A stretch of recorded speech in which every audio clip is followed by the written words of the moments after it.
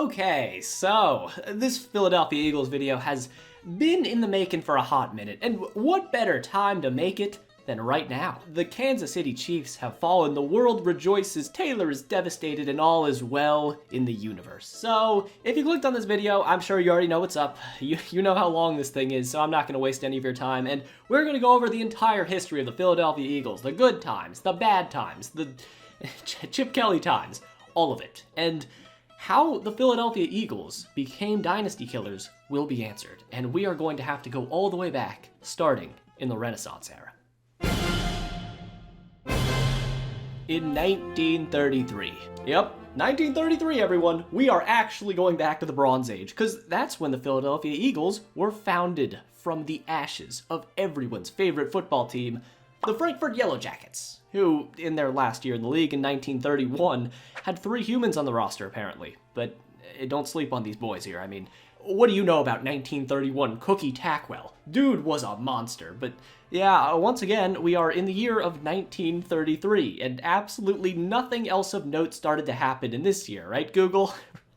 Surely nothing. Not even going to lie, though. He's going to be a plot point. Like, I can't avoid it. But we're here to celebrate the miracle of birth. The birth of the slimy baby known as the Philadelphia Eagles, who were renamed by Bert Bell and Lud Ray. And Bert Bell in particular would go on to become the NFL commissioner up until his death in 1959. And the dude had a salary as the NFL commissioner of 30,000 buckaroos a year.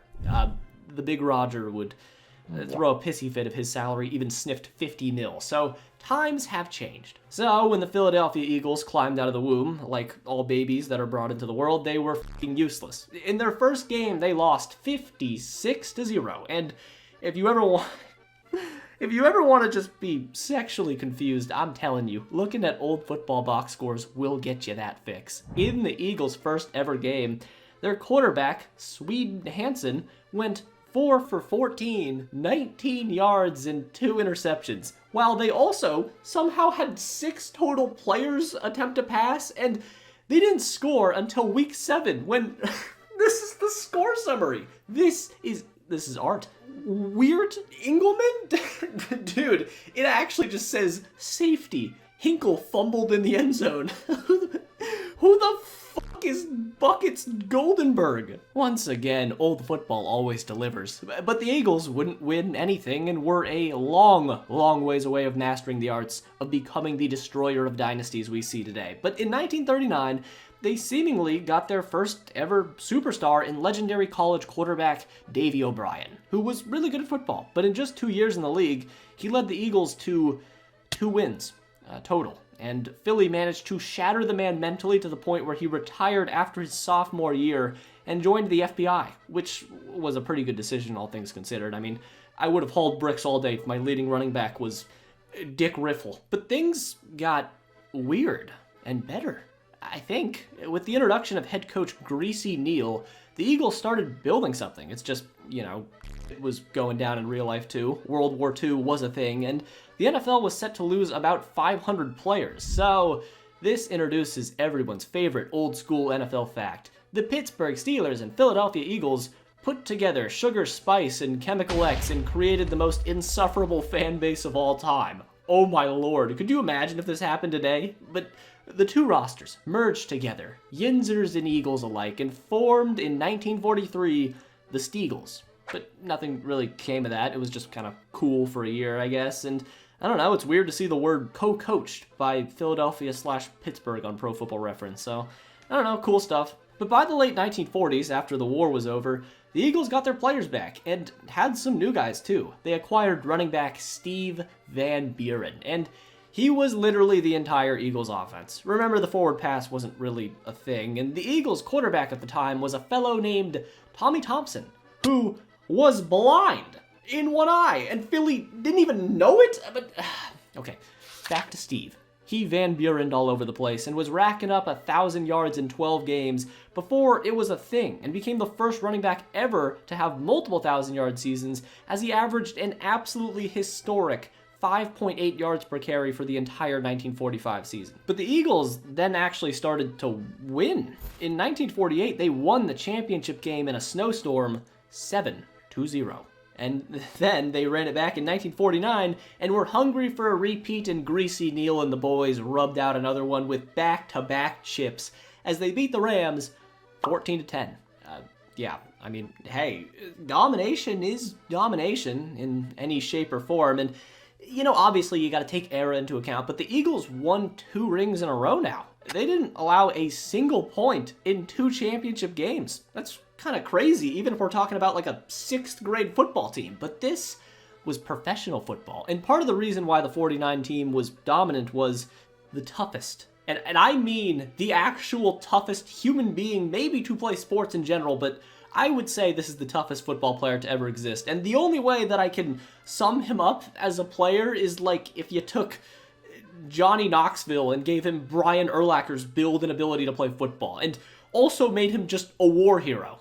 Just looking at a picture of this man. This is a guy whose name sounds like it'd be like Axel Steel, and that's honestly kind of close, because this man, nay, this behemoth's name is Chuck Bednarik. And like I said, let me tell you a little bit about this Philly legend. So this guy, nicknamed Concrete Charlie, ended up playing both center and linebacker. And this was in an era where that was beginning to die out, completely for obvious endurance and performance reasons, but he played both sides of the ball for multiple seasons in the 50s and only missed 3 games in his entire decade-plus long career, and he even missed 2 games his rookie season. We are talking about a guy who grew up in a tough-ass environment and looked like he could kill a grizzly bear with a pencil. And remember, because this was the 40s, before he played football for the Eagles, Chuck Bednarik at the age of 18 was fighting Nazis. He had a ton of war honors to his name and even jumped out of a crashing plane in the war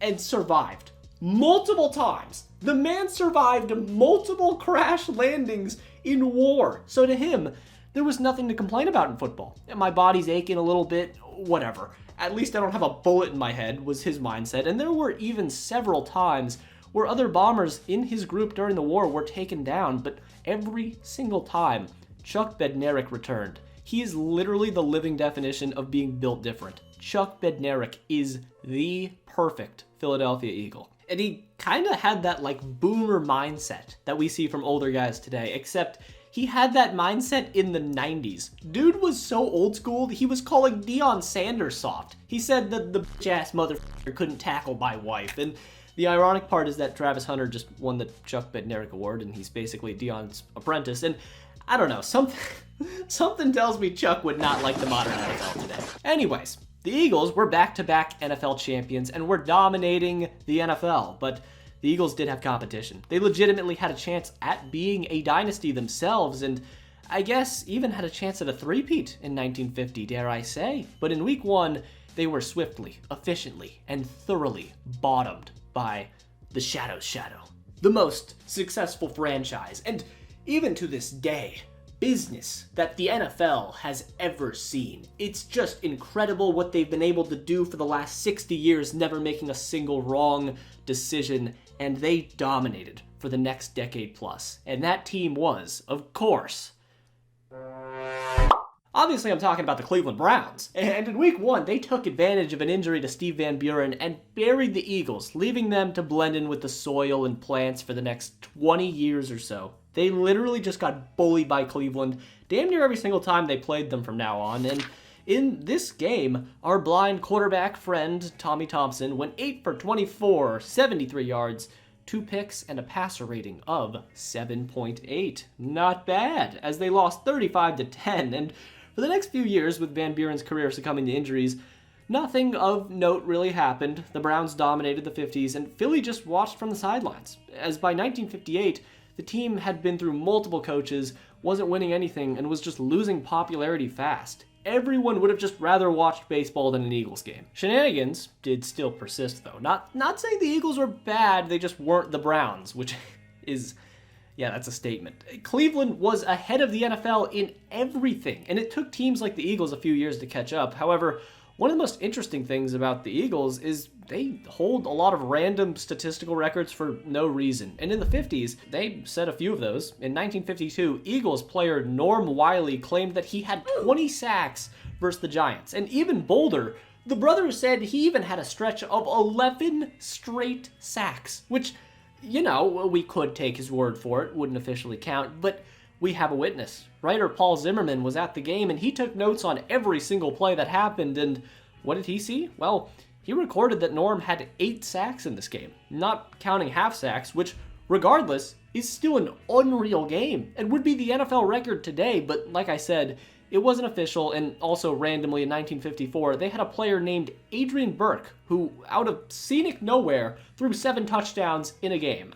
I don't know, man. Philly's weird. Okay, I'm sorry. It's been, you know, a little bit old school to this point, but things are about to get a little less black and white, and we're going to talk about the best era, or I guess like 2 seasons the Eagles will have for a long time, and it all started when they traded for their first ever superstar quarterback. Norm Van Brocklin drops back, throws an arching pass upfield, a 72-yard touchdown play. The Dutchman. The Flying Dutchman had touchdown in Philly. This dude, I mean, I said Chuck Bednarik was basically the embodiment of Philly, but Norm Van Brocklin, man, he was just an asshole. This is a guy that as a coach would go on to try and draft actor John Wayne, who was 65 years old, and would go on to be fired by the Falcons after trying to fight reporters, coaches, players, and anyone that wanted a taste of the knuckle sandwich could get some from Van Brocklin. He was now the starting quarterback of the Philadelphia Eagles and embodied the city and culture perfectly.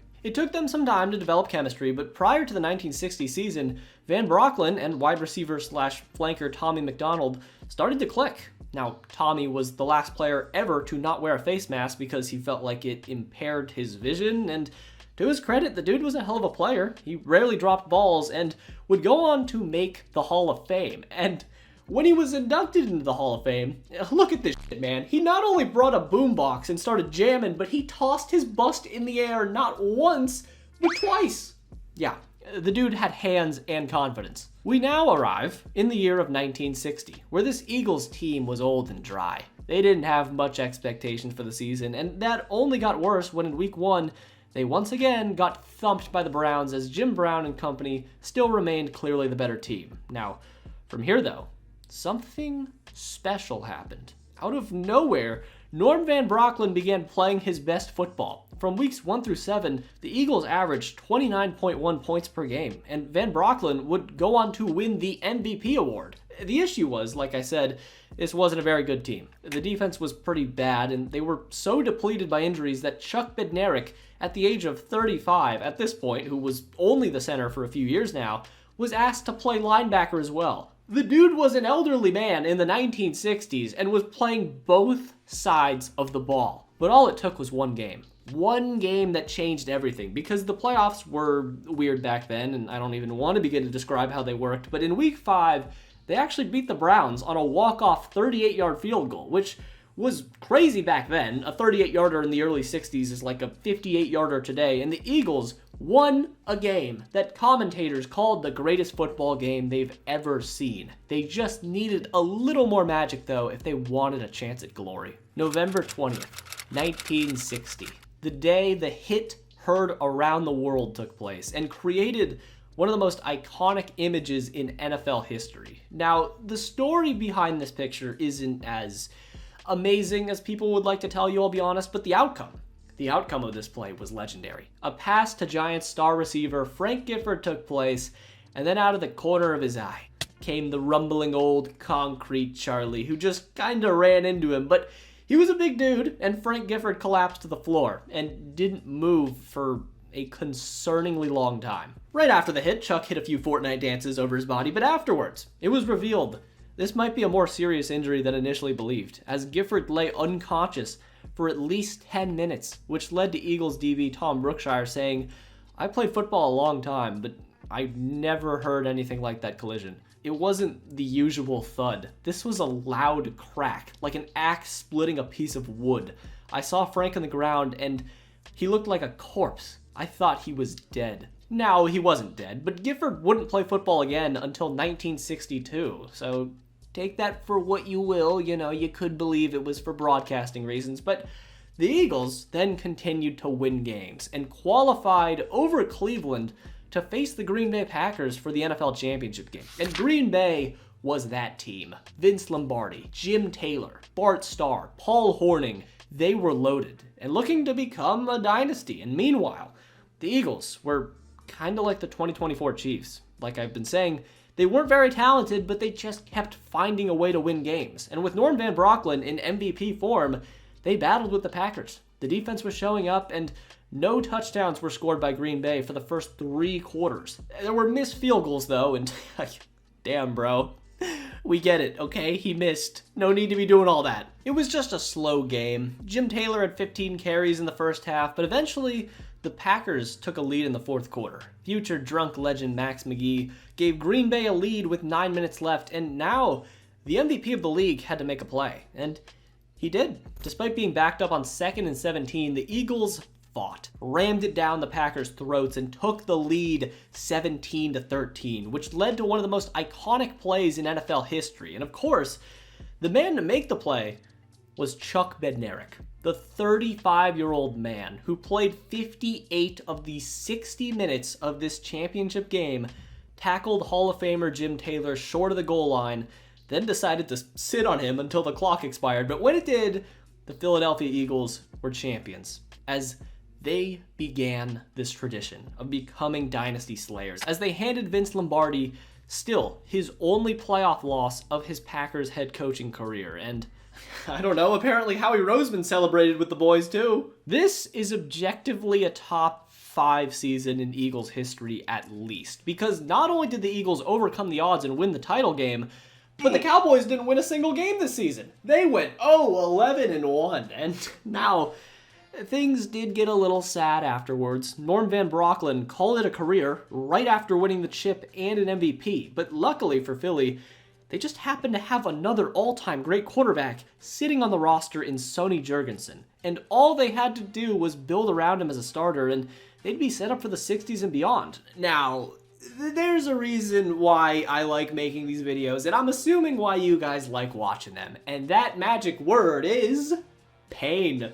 Especially when it's not your pain, right? It's a good time to laugh at other people. So let's talk about the darkest times in Eagles history, more specifically from 1961 to 1975, and how pretty much nothing went right. So let's have some fun. In 1961, Sonny Jurgensen was pretty damn great. Like, damn near he was already better than Norm Van Brocklin. But once again, because the old playoff system was stupid, despite winning the same amount of games as they did during their championship year 1 year prior, they didn't even get a chance to repeat. And Sonny Jurgensen would suffer a separated shoulder that for the next 2 seasons would keep him from reaching his Pro Bowl form, and injuries demolished the roster too. In 62 and 63, they sucked, but then, in 1964, under new ownership, the Eagles made one of the worst head coaching hires in NFL history, and their worst in franchise history. I don't care. We will get to Chip Kelly, but they hired former Washington coach Joe Kaharick, who was already a controversial figure in Notre Dame, but for some damn reason, the Eagles hired him and handed him a contract that locked him in Philadelphia as the head coach for a few years, but as the general manager for the next 15 years. They gave him a 15-year contract. I literally do not have a singular rational answer as to why this business decision would be made. Do you, Tom? I got nothing. But he was a good coach, right? No, he wasn't. He was a poo-poo butthole coach. But he did make up for that by being an even worse GM. Because basically, the first thing he did on the job was trade away Hall of Famers Tommy McDonald for a kicker, and also tossed away Sonny Jurgensen. He traded away the franchise quarterback of the Eagles in his prime for another QB in Norm Snead, who was coming off of a historic season where he threw 27 interceptions. Fuck me. Now, Norm wasn't terrible, but he wasn't half as good as Jurgensen, who, like I said, would blossom into a Hall of Famer. And the players began to question, why was he doing this? Because the Eagles kept losing. Leading up to the 1968 season, Philadelphia didn't even sniff the ass hairs of the playoffs, let alone get in there full-masted and ready to rumble. And Joe was quoted as saying things to his players such as, "The more they understand the game, the more they'll know what constitutes a good coaching job. Win or lose." Oh, what do you mean, man? What the f*** are you on about? When all you do is lose, you're just not a good coach. I'm sorry. Does that take more than 1.3 brain cells to understand? But the most important game from 1967 came versus Dallas when, on an overthrow to running back Tim Brown, like the only good player Philly had during this time, Cowboys linebacker Leroy Jordan hit him late, breaking his jaw and knocking out 4 teeth. And this hit effectively began the Eagles-Cowboys rivalry and pretty much ended Browns' career as a Pro Bowl guy, but Joe stuck around. And this led to the last game of the 1967 season, being one where Eagles fans flew a plane over the field, showing a banner telling Joe to fuck off and never come back. But somehow, fuck off he didn't. The 68 Eagles. Oh, where do I even start?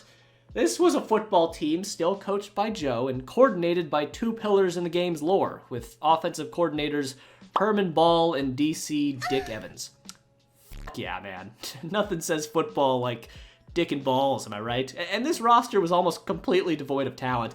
They had Mike Ditka now from a trade with Chicago, but they were so bad they instantly made him thoroughly depressed and wasted his season. But this was a great year to suck. The number 1 player in college was golfing sensation O.J. Simpson, and he was set to be a Philadelphia Eagle if all went well, which it was. The Eagles were on pace for a perfect season. The 0-14 dream was in sight. In Week 17, things got close. Versus their only World War II ally in the Pittsburgh Steelers, both teams were winless, and the game was dubbed as the O.J. Bowl. And victims from this game described this matchup as potentially the worst game ever played. In a game that had 0 touchdowns, 5 missed field goals, and, I'm not even gonna lie, Joe deserves some credit for this game, because he actually threw it on purpose. Philly had the ball. Game was tied 3-3 with 50 seconds left, and it was 4th down and 1 on their own 10-yard line. Just punt the ball, right?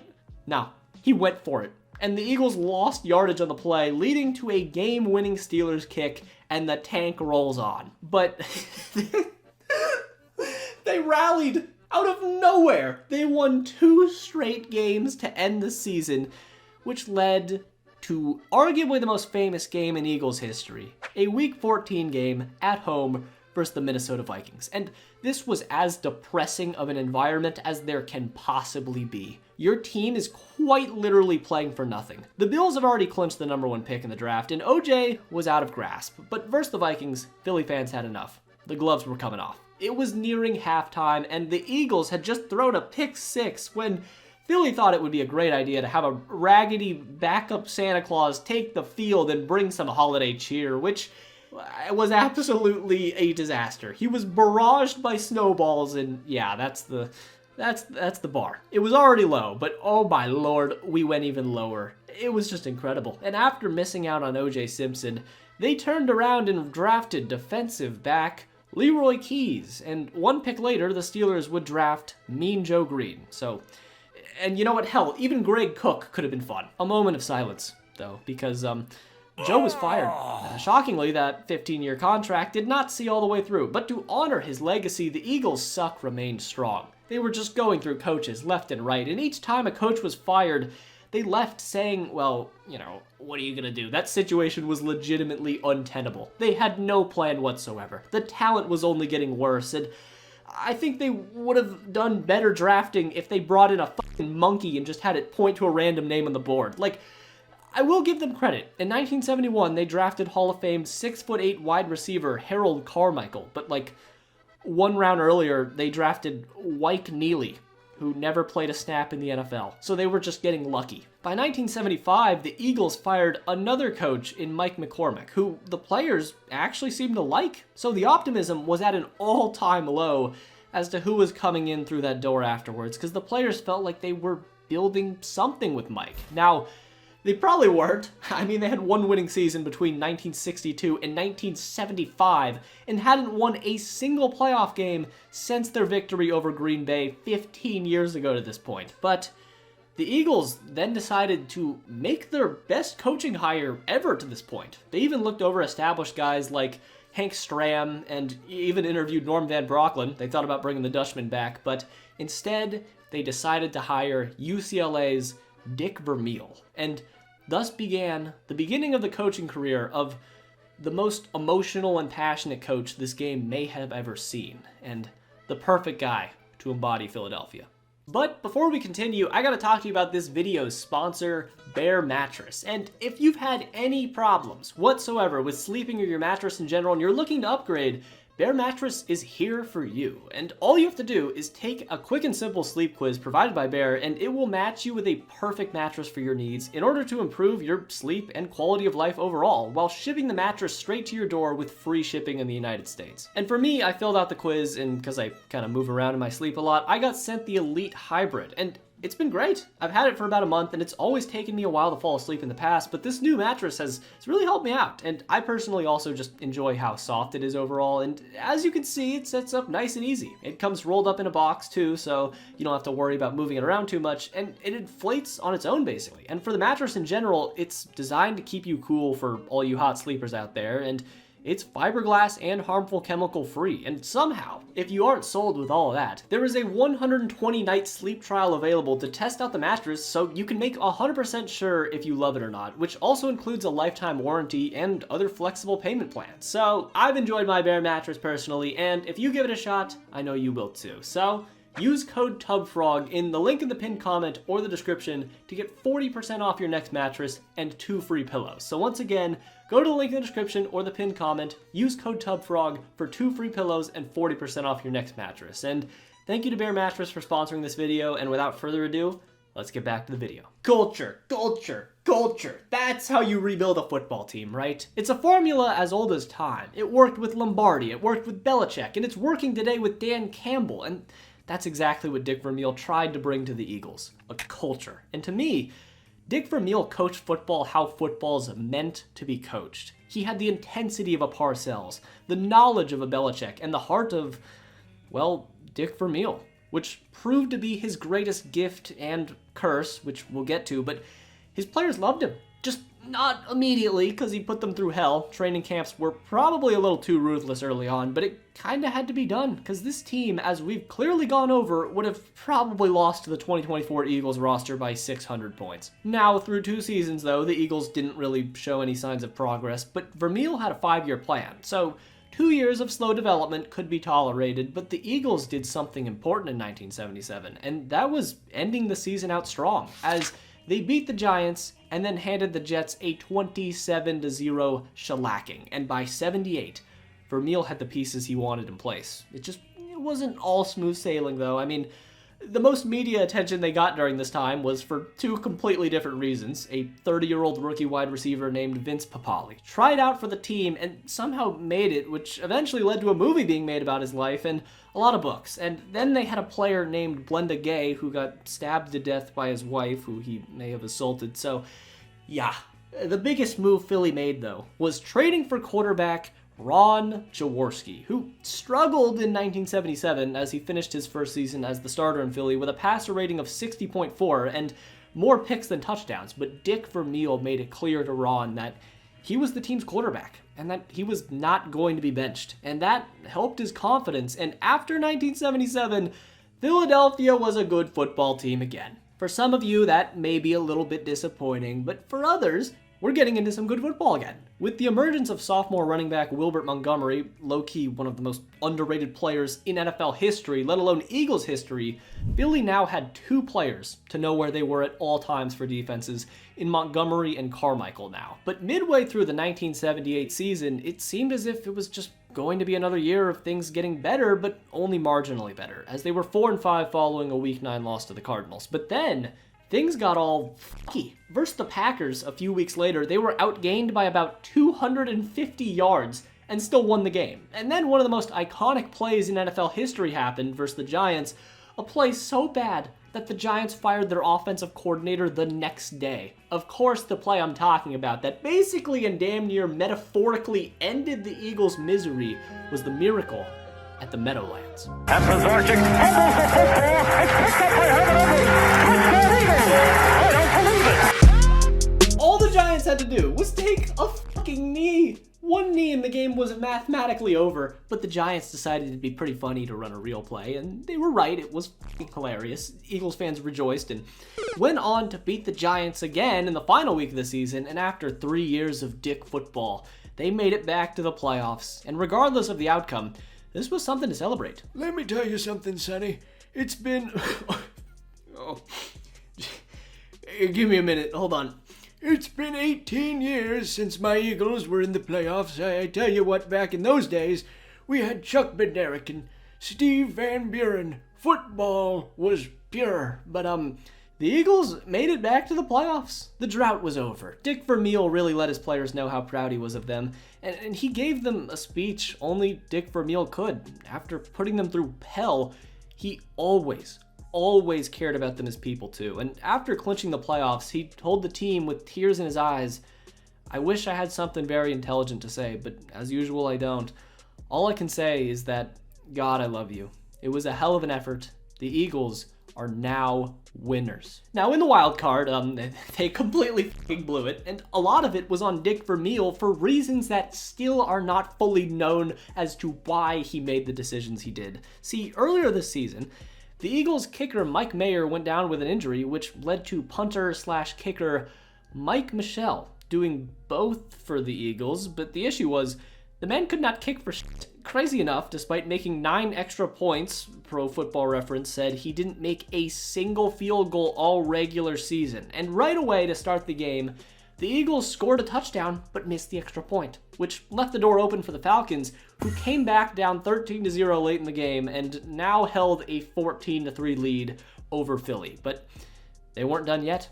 Ron Jaworski had himself a legacy drive, and in Atlanta, Philadelphia's offense stayed calm and composed, and with 13 seconds left, they had the game easy and won. Ball on Atlanta's 16-yard line, and Mike Michel lined up to ice it and sent the Eagles to the divisional round. It's good. No, it isn't. What a call, man. It's good. Oh, wait, no, never mind, he shanked it. What a way to describe everything it's meant to be an Eagles fan so far. A taste of bliss. And then a swift kick to the Van Burens. Great times had by all, huh? Mike Michel would never play in the NFL again, but the Eagles moved forward and continued building off of what they already had. Now, remember, the offense was pretty damn good, nothing crazy, but Ron, Harold, and Wilbert were balling, gotta give credit where credit's due, but the defense had become the strength of the team. Led by linebackers Bill Burgee and Herm Edwards, Hello? they were top 5 in 1978. Then, curiously, they made one of the more odd trades in NFL history when they sent away 2 future 4th-round picks for Hall of Famer Claude Humphrey, which sounds great, except he was 35 years old and retired. He wasn't playing football, but in some wild way, this trade worked. Humphrey was a demon in Philadelphia, and 1978 was just a fun year for them. Their barefoot kicker Tony Franklin sunk a 59-yarder, once again barefooted. Wilbert Montgomery ran for 1,500 yards and 2,000 total scrimmage yards. Actually crazy, because I bet like 85% of you don't know who this man even is, but this time, they didn't have to worry about squeaking into the playoffs. They won 11 games, and this time got to host a home playoff game versus the Walter Payton Paytons, and a team that has like an orange logo, I think, or something. Yeah, the Bears still sucked ass, what's new? But once again, Philly just fell short to another team in the midst of an incredible rebuild in such a short time themselves in the Tampa Bay Buccaneers 17-24. But whatever, because this 1980 Eagles team would take all the sins and depressive states of mind that Eagles fans of the 60s and 70s have been in and just wiped them all away. Because still to this point, or at least up to 1980, this would be the most talented Eagles team they would ever field. And they truly had a special season. The 1980 Philadelphia Eagles were a football team comprised of thick-ass men.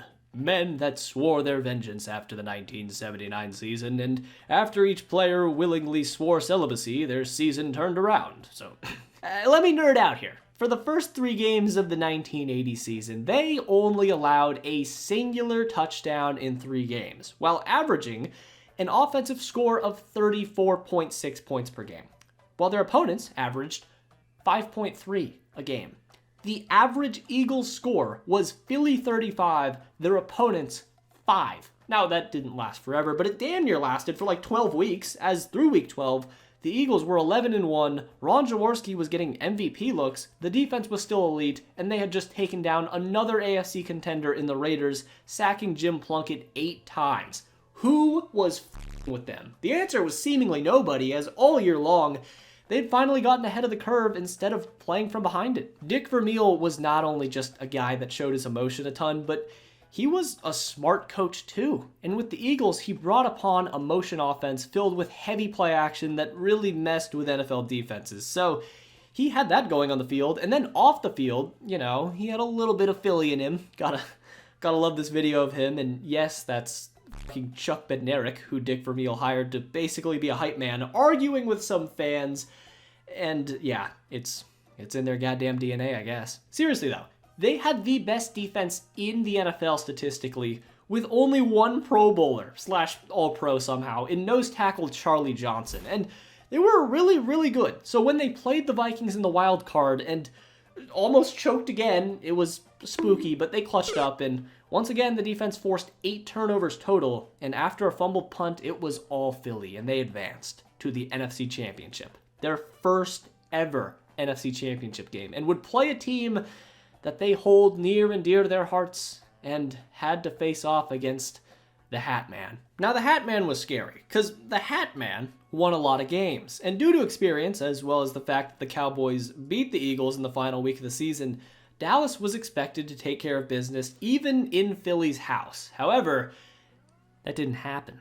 I wish I was a Philadelphia fan in just this moment that had some attachment to this team so I could give you a glimpse of emotion of what this win must have felt like. But from everything I looked into, this was it. This was peak Eagles fan experience to that point. Imagine if Twitter existed back then. Cowboys fans came in with arrogance and left with a morphine addiction. Tony Dorsett, their star running back, couldn't inhale anything besides a Philly meat sandwich as he was held to just 41 rushing yards in the game, while Wilbert Montgomery, who was battling an injury all week, ended up rushing for 194 yards. Dude was just in takeover mode, and somehow, I'm not lying to you, Ron Jaworski really saved his worst for last. He went 9 for 29, 91 yards, 0 touchdowns, and 2 picks with a passer rating of 12.3. And the Eagles still won this NFC Championship game 20-7. But here's the issue. The win over Dallas was the Eagles' emotional climax. They kind of got what they wanted. So when the Super Bowl came around, they didn't look prepared. I don't know, that's just my opinion, but the Raiders looked hungrier, while the Eagles looked relatively out-talented and outmatched, which wasn't true on paper, because remember, the Raiders lost to Philly earlier this year. But in this game, on this day, the Raiders were the better team, and honestly, Jim Plunkett was the best quarterback by so much. Once again, Ron Jaworski, although he was anointed as the franchise quarterback, when it mattered most on the biggest stage, in the NFC Championship game, and now in the Super Bowl, was pitifully outplayed. Comparing their numbers side by side, I feel bad. It's like one guy was a Hall of Fame quarterback and the other dude was a fan they brought in at halftime to try and win a prize for charity. And so the Raiders dominated the turnover battle and thus the Super Bowl, winning 27-10.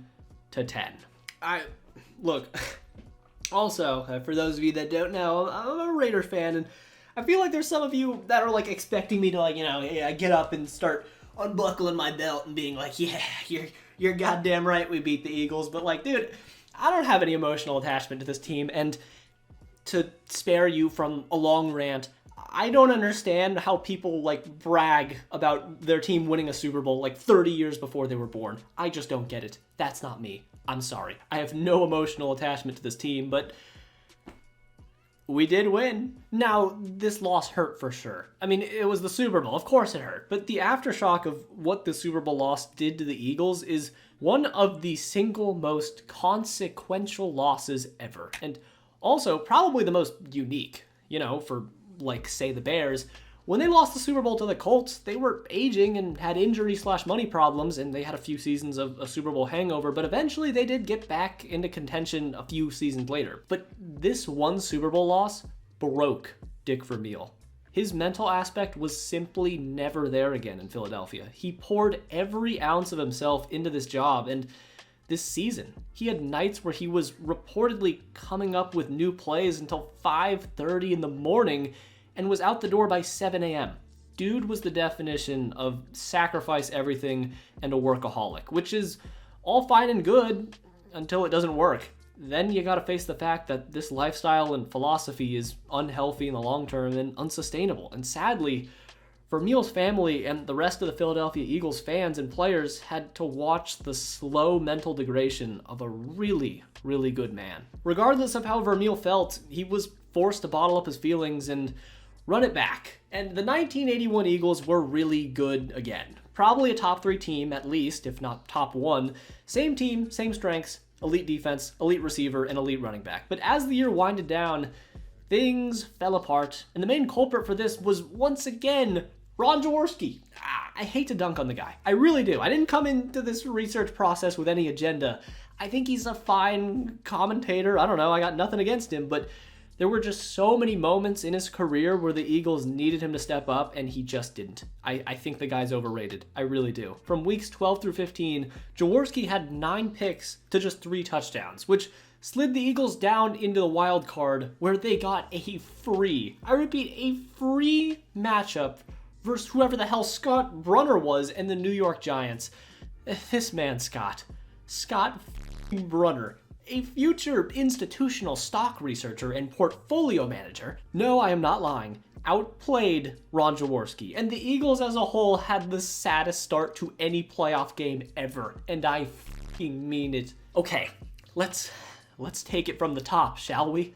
First quarter, Eagles return man Wally Henry was ready to field the punt, and according to him, he always gets a call from the sidelines as to whether or not he should return the punt or call for a fair catch. Okay, sure, a little unconventional, but whatever. He didn't get the call to fair catch, so he thought he was in the clear. Little did he know, EDP came barreling down the paint and Lawrence Taylor absolutely f***ed him and forced a fumble, Giants score. Then, on the bloody kickoff, the Eagles and Henry had another oopsie on fielding the kick, and all of a sudden, it was 20-0. The Eagles couldn't come back, and the game was over. Eagles went home. It's baked into Eagles lore. No other franchise has the ability to be really f***ing good, but somehow really f***ing bad like Philly. Now, let's chill out for a second.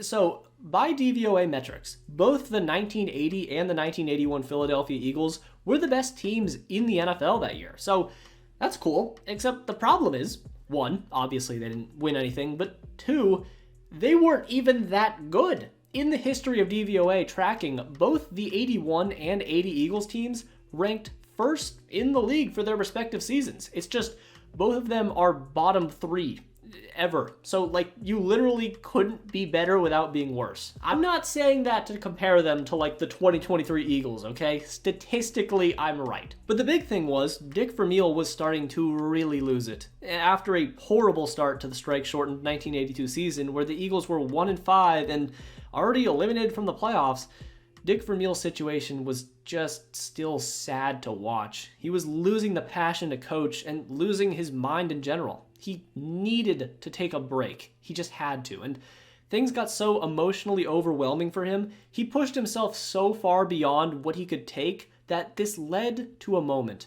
where one day, Eagles player Stan Walters said he saw Coach Vermeil just sitting in his car, holding the steering wheel, just locked in a 1,000-yard stare. And even thinking about this incident decades later, it really messed with Dick Vermeil, and you can still hear the pain in his voice. I think one more Saturday morning I drove into the stadium hurts to talk about it. And I couldn't get out of the car.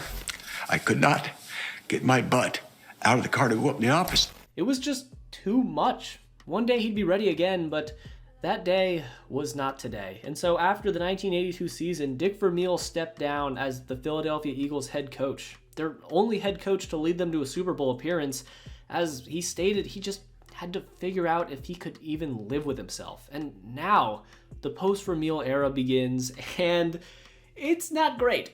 As you can imagine, by 1985, the Montgomery, Carmichael, and, well, I guess Ron Jaworski was still there in spirit on the team, but the team was running out of steam overall. In 1983, their offense reached all-time lows as they had the least amount of yards in the entire NFL, led by offensive coordinator.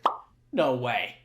He's back! Oh, it's been too long. It's good to see that Dick Wood is still doing good work. And by 1985, at this point, the Eagles hadn't made the playoffs in any season post-Vermeil, and they needed another coach and got another guy like Vermeil, like Bednarik, who embodied everything about Philadelphia just in his own unique way. You should know who this guy is, right? Come on, we've done enough of these documentaries for you to know this lovable defensive alchemist is none other than Buddy Ryan. And Buddy was just coming from Chicago, where, you know, he did things with the 85 Bears. They were a solid defense. They're all right. And the hope was that he could bring this intensity he had in Chicago to Philadelphia and could maximize the talents of the best defensive player in NFL history. Yeah, let me introduce you to Reggie White. The dude was the sweetest guy off the football field, but he would tear your neck off the second the football was snapped. He was all about two things. Dominance, which he did well. I mean, I know I'm jumping ahead here, but in 1987, he had 21 sacks in 12 games. People can't do that, but also he was all about having fun, on and off the field. One time, Reggie White is doing Muhammad Ali to Muhammad Ali, and then Bill Cosby came back. But this team had other issues too.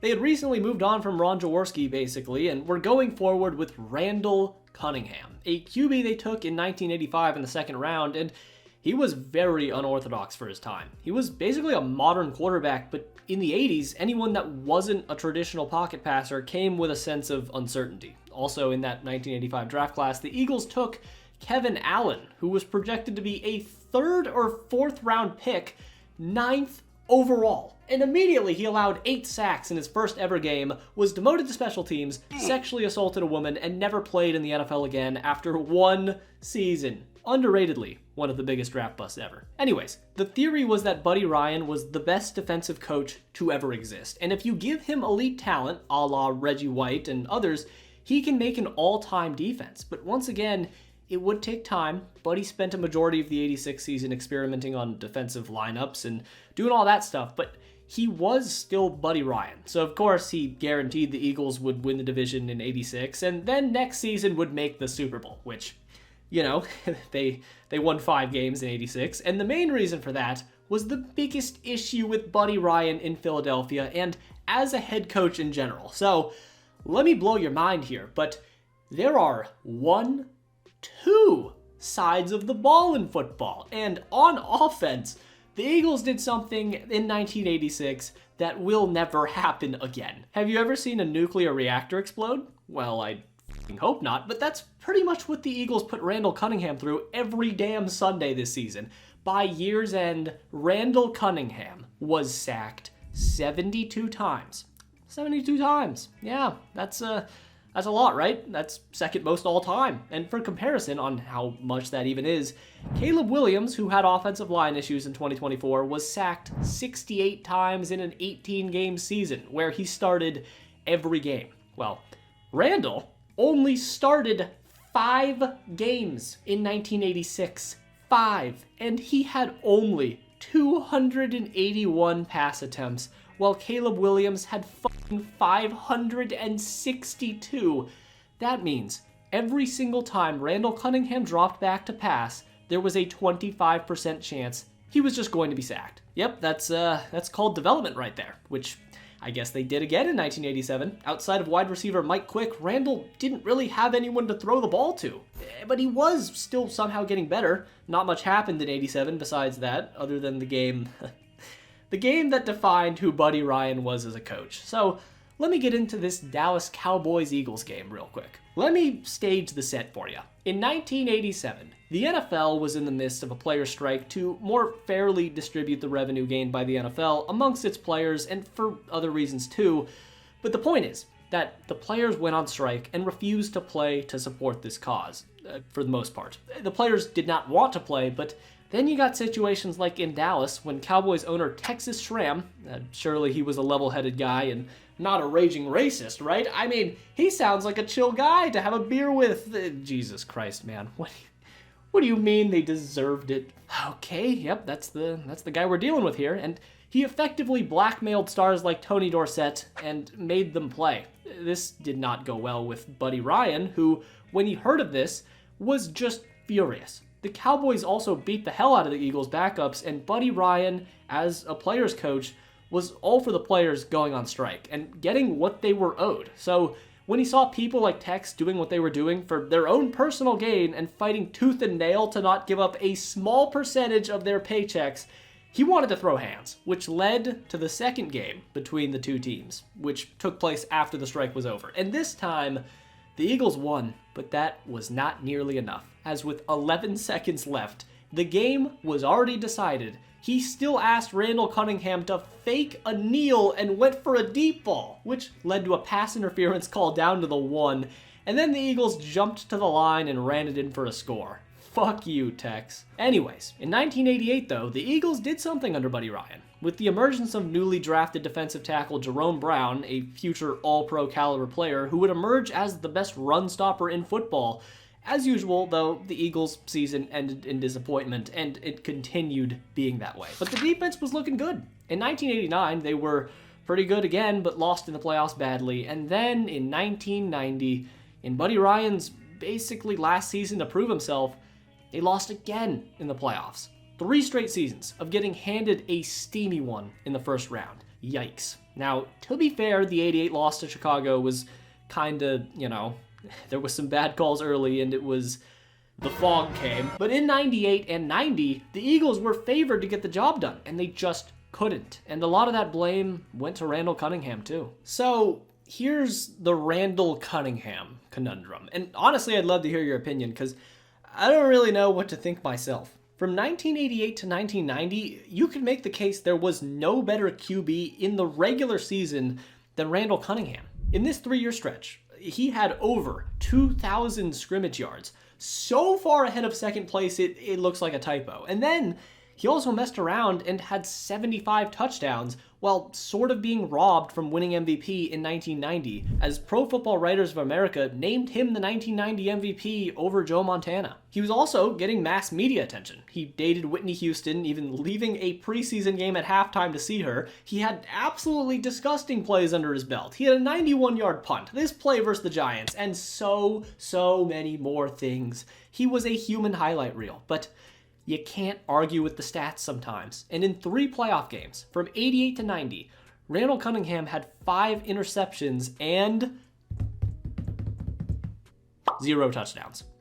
He didn't even throw 1 touchdown in 3 playoff games. But not all the blame should just go to Randall. Buddy Ryan was a defensive guy, but as the head coach, he deserves some blame for basically and famously telling Randall Cunningham to do whatever he wanted on offense and kinda encouraged him to run around and play hero ball, which is super fun, but it just doesn't work in the playoffs. And it was getting less effective as time went on too, as even despite rallying to end the 90 campaign, at one point with their playoff hopes in jeopardy, the press was more than ready to crown the Eagles as by far the most disappointing team in the league. So when the Eagles lost to the Skins in the playoffs anyways, getting revenge on Buddy Ryan for bragging about the body bag game earlier, it seemed like a perfect opportunity for the front office to get rid of Buddy. And that's exactly what they did. The front office did not like Buddy Ryan. And Buddy Ryan did not like the front office, because I haven't really mentioned him, but the Eagles at this time were owned by Norman Brumman, who Buddy just called some French guy, and Norman didn't really care about football at all. He wanted a yes man, and Buddy Ryan was as far from that as I am from becoming starting left tackle for the Obeek Seagulls. And despite the players wanting Buddy back, Norman had really reportedly begun to hate the way Buddy was embracing this bad boy reputation the Eagles had. He wanted a nice team, a respected organization, not a bunch of bullies, which inherently is not Philadelphia football. This team was built on bullies. Bednarik, Van Buren, the dudes were ruthless back in the day, but professional. And that's what Buddy Ryan was. He could have been the perfect coach for the Eagles, but not in this timeline. And after the 1990 season, the Philadelphia Eagles fired Buddy Ryan, promoted offensive coordinator Rich Kotite, and ran it back in 1991. And now, I feel bad, because I haven't really gotten a chance to talk about Philly's defense during this time, but finally in 1991, I will have that opportunity, because Eric Allen Jerome Brown, Clyde Simmons, and Reggie White, those 4 guys had more talent in their flesh prisons than like most defenses, and that's not even an exaggeration. And in 1991, they might have fielded the best defense in NFL history. It's the tragedy of the artist. Your art being appreciated after you're gone is depressing. But that's what happened to Buddy Ryan and the masterpiece he left behind, known as the 1991 Eagles defense. Or maybe not. I don't mean to diminish a legend here, and let me get that out of the way. Buddy Ryan changed the NFL, but the thing is, he forced NFL offenses to adapt to his new additions to how defense was played with his trademark blitzing packages, but he kinda stayed stagnant instead of changing his philosophies to adhere to the modern game. So when new defensive coordinator Bud Carson took over in 1991, it's unclear how much credit or lack thereof deserves to go to who in this situation, even to this day. But that doesn't take away from the fact that the 1991 Eagles defense fucked people up. Where do I even start? So, like I've said a few times, Jerome Brown and Reggie White especially were really, really, really good at football. Like, for my money in 1991, specifically, they were the 2 most talented players to ever be on a defensive line in a single season. Ever. And there was another All-Pro on the D-line. 3 out of the 4 guys made the All-Pro team in 1999 on the line, with Clyde Simmons joining them as well. And also, they were loaded with Pro Bowlers in the secondary and had a Hall of Famer in Eric Allen. And all of this made the 1991 Eagles the best team in the NFL against the pass, the best team in the NFL against the run, while also being first in yards after catch, first in sacks, fumble recoveries, and takeaways. Not bad, right? And they had a ridiculous amount of statement games under their belt too, as they had an 11-sack performance versus the Cowboys and Troy Aikman, still a team record in the modern era to this day, and versus the Houston Oilers, a team that had the best offense in the NFL, an offense so good that their players said multiple times that no defense in the league can stop them, but stop they were, as this game would be known as the House of Pain. And the Oilers' offense, led by Warren Moon, would fail to even score a singular point, with 2 measly field goals being all they had to show for it. All year long, this defense allowed 3.9 yards per play. The Chicago Bears, I don't know why I keep using them as an example for what not to do in the NFL, but roll with it. Sorry, Bears fans, but they had the least yards per play this season at 4.3. So yeah, and in 2017, Football Outsiders did their own personal deep dive into what the best defense of the last 30 years is, and named the 1991 Eagles defense as the #1 defense on the list, over units like the Legion of Boom Seahawks and the 2000 Ravens. And Philadelphia missed the playoffs. First game of the season, second quarter, first play, Randall Cunningham dies, which meant that Jim McMahon, yes, that Jim McMahon was the Eagles quarterback for most of the season, and so arguably the best defense the sport has ever seen missed the playoffs, going 10-6. And this chapter in Philadelphia lore was already written and beginning to close, but it ended in the worst way possible. And honestly, there was no worse time to be an Eagles fan than the early 90s. Before the 1992 season, a year in which the Eagles once again would have Super Bowl expectations, that was all put on hold when Jerome Brown passed away, which led to Reggie White giving one of the heaviest speeches in sports history. Today, I lost a great friend. Philadelphia lost a great player. Jerome Brown died today. And although the Eagles would make the playoffs and even won a postseason game for the first time in 158 years, nothing came of it, as they lost to the Cowboys in the divisional round. And in the offseason, they lost Reggie White too. This time for a whole nother reason, being cheapness. As I haven't really talked about Norman Brahman still, but the Eagles owner was cheap as hell. This was a guy who made the players pay for sponsored Adidas shoes, and when Mike Quick retired, as a gift during his ceremony, he was given an empty golf bag. And when it came to pay Reggie White what he was owed, he said, "Reggie may be devout, but his first love is the almighty dollar." F***ing crazy. Once again, do not forget Reggie White might be the best player at his position ever. And Reggie's agent let him know that Philadelphia was not going to give him what he wanted. And so, one call from God later led to Reggie White, once again, Reggie White, we're talking about here, leaving Philadelphia in the prime of his career, where he would go on to have an amazing rest of his career with the Packers and won a Super Bowl with Brett Favre. Under Rich Kotite, though, back in Philly, it wasn't going very well. He wanted to change the hero ball style of offense they had in previous years, but Randall Cunningham was not a fan of that, and when he broke his leg in 1993, he blamed Kotite's offense, and things kept getting worse for Randall, as by 1995, Kotite was gone, but he was benched for Rodney Peete, who was only brought in after they failed to bring in Mark Brunell, as Randall Cunningham was basically unable/unwilling to learn the new scheme of offensive coordinator John Gruden. This team had a chance to be something, but for one final time, Cunningham let them down. After Rodney Peete played a great game in the wild card, leading the Eagles to a near 60 bomb, he got injured in the next game, leaving Randall Cunningham as the next guy up. But Randall was woefully underprepared. He was spending time with his wife, who was pregnant, and had no idea what the game plan was, which led to him having a dreadful game. And of course, the Eagles lost. And to make things even worse, it was to the Dallas Cowboys. And this was the end of an era. By this point, though, Norman Brahman gave the team to Jeffrey Lurie, a guy who seemed genuinely passionate to make the Eagles winners. So that's good. We'll see how that goes. But by 1998, it was looking kinda not great. And this 98 Eagles quarterbacking room was something to marvel. They had Coy Detmer, Bobby Hoying, and Rodney Peete, none of which had a passer rating of over 68 on the season, and Hoying himself miraculously managed to throw for 0 touchdowns and 9 picks while being sacked 35 times.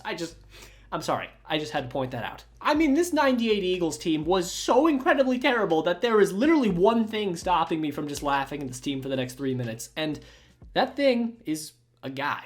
And a guy who goes by the moniker of Weapon X. The time has come. The time has come. Lose! I don't lose! I win! That's my job! That's what I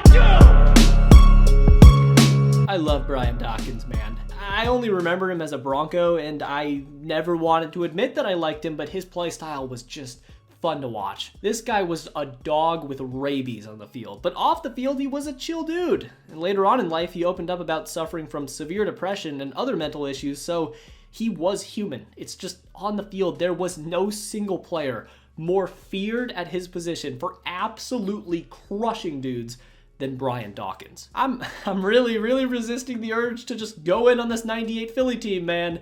This has taken some abstinence, but okay. It's time to move on. Another era. And after firing head coach Ray Rhodes, who won coach of the year before, Jeffrey Lurie had his biggest coaching hire decision of his life. There were guys on the market like Mike Shanahan, Bill Parcells was rumored. There was a whole list of established dudes, but Jeffrey Lurie believed in personality and culture above all other credentials. And when this fat guy walked into the office for an interview and was holding a 6-inch thick binder full of nothing but notes from his entire football life up to that point, and he laid out his plan to build the Eagles into winners, Lurie couldn't resist. And on January 11th, 1999, the Philadelphia Eagles hired Andy Reid to be their next head coach, and their best stretch of football in franchise history was just around the corner. So Philadelphia fans, we've talked about them a little bit. You know, they're perceived to be not the most respectful fan base. And in 1999, I think they really earned that reputation for themselves, as they were not on board with hiring Andy Reid at all. After all, this was a guy who had 0 head coaching experience and, hell, even 0 coordinator experience. And he was the second youngest head coach in the league at that point. Weird that Andy Reid was young once, I know, and the media just seemed to hammer home the point that they didn't think he could handle, well, the media. Hostility is the name of the game in Philly. When they don't like something, they will be as vocal as any fan base can possibly be about it. Are they going to be right most of the time? No, but they're still going to complain about it, and Eagles fans collectively decided in the 1999 NFL Draft that they were going to draft Ricky Williams, or they were going to storm the streets of Philly, pitchforks and torches ablazing. Why? Well, because this is the 90s, and everybody knows you build a team from the ground up by drafting a franchise running back, of course, but Andy Reid and Philly's front office had more than half a brain cell, thankfully, and drafted quarterback Donovan McNabb, who was famously booed relentlessly by Eagles fans on draft day. Man, why didn't they take Ricky Williams? Why? He's good at football. I don't know who this guy even is. Who the fuck is Tingus Pingus? That was the reaction. And the Donovan McNabb situation is another one in Philadelphia that is really fascinating to me, because I think if you took a poll to all Eagles fans right now and asked them which quarterback is more loved between Nick Foles and Donovan McNabb, I honestly don't even think it would be a competition. McNabb never really got the praise he deserved in Philly, and I think this disdain and bias against him began on draft day, and the only way he could win back the hearts of Philly fans for expectations that were completely unreasonable was to win football games. But luckily for him and for Philly fans, he did just that. In 1999, Andy Reid decided to sit Donovan McNabb for most of the season behind a future Hall of Fame quarterback and 9-time league MVP, Doug Peterson. But as the year dragged on, Reid decided to give the kid a shot, and he looked solid. He definitely showed flashes of brilliance, and in the final game of the season, McNabb outdueled the greatest show on turf Rams. Granted, it was a meaningless game, but this 38-31 victory over none other than Dick Vermeil, who had returned to coaching, was a massive confidence booster in McNabb's own words, and set the stage for a hell of a 2000 campaign. Now, the roster did need a lot of improvement still. Andy Reid had a lot of work to do, but they were following a similar roadmap to what they followed with the late 70s and 80s good Philadelphia Eagles teams, where they had a great defense. Brian Dawkins, Hugh Douglas, and other guys were balling out there, but on offense, their leading passer was Donovan McNabb, their leading rusher was Donovan McNabb, and their leading receiver was Donovan McNabb. He wasn't, but I like to spread misinformation. Philly had no weapons on offense. Zero around Donovan McNabb. And that will be a theme for the future, and another reason why McNabb does not get enough credit. But still, that didn't stop him from absolutely taking over the league in just his sophomore year and first season as a starter. In 2000, McNabb had the type of season that we all expected from CJ Stroud in 2024, basically. And despite low expectations for the Eagles overall, McNabb finished second in MVP voting, and scarily enough, still had a lot of room for improvement. Philly won 11 games, but was still relatively unproven. But they did manage to win a playoff game versus Tampa, only to get knocked out by the Giants, the eventual NFC champions, in the divisional round. But this was an incredible season, and optimism was at an all-time high, and for once, Philly actually lived up to their hype. Coming into 2001, Donovan McNabb was comfortably being ranked up there with other Hall of Fame quarterbacks like Brett Favre and Peyton Manning in their primes. And like this ESPN article said, he just had magic. He had that it factor that all amazing quarterbacks need to have. That's just not measurable or scoutable at all, making plays out of nothing. When all else breaks down, can your franchise quarterback steal a drive or two? And Donovan McNabb could. But the most impressive thing about McNabb becoming this good this early is, like I said, he actually had nothing. Andy Reid now had full control of the team in 2001, so it was now all his job to get McNabb some talent. But in 2001, his wide receivers were a two-pack of flaming, smelly, stinky, swampy ass. By year's end, his leading receivers were James Thrash and Deuce Staley. And Philly hadn't really had a good wide receiver since Mike Quick got hurt, or when they cut Chris Carter because of sniff and puff. But Andy Reid tried to bring in a wide receiver in the draft at least. It just didn't work out, because in the first round of 2001, the Eagles drafted Freddie Mitchell, who thought he was top 1, but in reality he was top 272. And it made things even worse that a few picks later, the next wide receiver off the board would go to Indianapolis in Reggie Wayne. Could you imagine, Philly fans, those of you that watched Donovan McNabb, could you imagine if he had Reggie Wayne in his prime? So alright, 2001 was another amazing season for Philadelphia, and McNabb and Andy Reid continued to prove everyone wrong. Reid was a great coach, and McNabb was a great quarterback. And the defense was obnoxiously good too. Jeremiah Trotter made an all-pro team at linebacker, Troy Vincent kept being great, and Brian Dawkins was the safety in the NFL. The scheme for Philadelphia was quite literally built around Brian Dawkins. This is honestly just an excuse to show more B-Doc highlights, but finally, the media was beginning to accept the Eagles as the NFL's feel-good story. Once again, the Eagles won 11 games and swept the season series of the reigning NFC champion Giants, including a massive Week 16 win where Donovan McNabb was tasked with getting the Eagles down the field, and he did exactly that. McNabb got the job done, and with time expiring, Philly kicked a game-winning field goal. Let's ignore that New York was so close to a lateral touchdown, but Philly went back to the playoffs, and their underdog narrative just kept going. In the wild card, they once again beat the Buccaneers at home in a game that was never close, and then versus Chicago at home, the Eagles got a win that felt so similar to their NFC Championship win versus Dallas way back in the day, as they beat the Bears as underdogs with a pick by the defense, leading to a Donovan McNabb scramble for a touchdown. And the Eagles moved on to the NFC Championship game, their first NFC Championship appearance since 1980, back when Dick Vermeil coached them. And the team they played against in the NFC Championship game was, ironically, Dick Vermeil's latest project. And although he wasn't there anymore, as he was, retired again, he watched from afar and said pretty clearly that the team he was going to be rooting for was the Rams. And not only did he get his wish, but this started a rough stretch for Andy Reid and Donovan McNabb. A successful stretch, but one that deserves criticism for sure. But this NFC Championship game was a disastrous start for the Eagles, as McNabb looked nervous and fumbled early, and from there, the Eagles spent the entire game kind of playing catch-up, as the Rams looked like the better team throughout, but they did let them back in the game, as the Rams missed a long field goal, but with 6 minutes left, Philly was down 29-17. McNabb had another franchise quarterback-esque drive. He went right down the field, a clutch fourth down throw then led to a touchdown. The defense got a stop, and now Donovan McNabb had a chance to go win this game by himself, but it wasn't meant to be. Freddie Mitchell got cooked by a admittedly Hall of Fame defensive back, and McNabb threw a pick, and the Philadelphia Eagles fell just short of the Super Bowl. But don't worry, this was probably their least heartbreaking loss for a few years. 2002 was not an ideal year for McNabb's development, but it was due to injury. In a game versus the Cardinals, he fractured his ankle, but somehow finished the game. He played through a broken ankle and even threw 4 touchdowns, but he did sit out the rest of the regular season and was clearly rusty by the time the playoffs came around. But when they did, the Eagles were still expected to play some good football. They won 12 games because this defense was still absurd.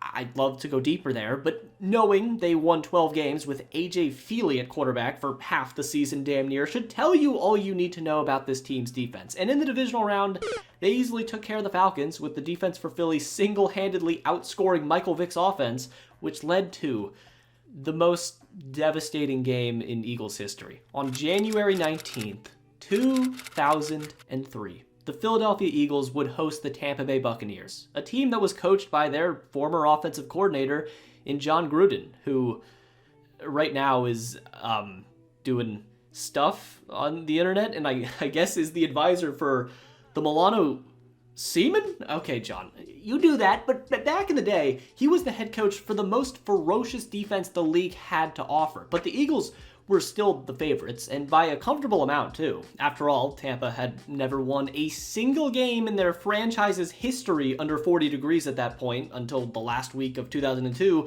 and this game was going to be played in Philly weather. 20 degrees, with a wind chill of 16.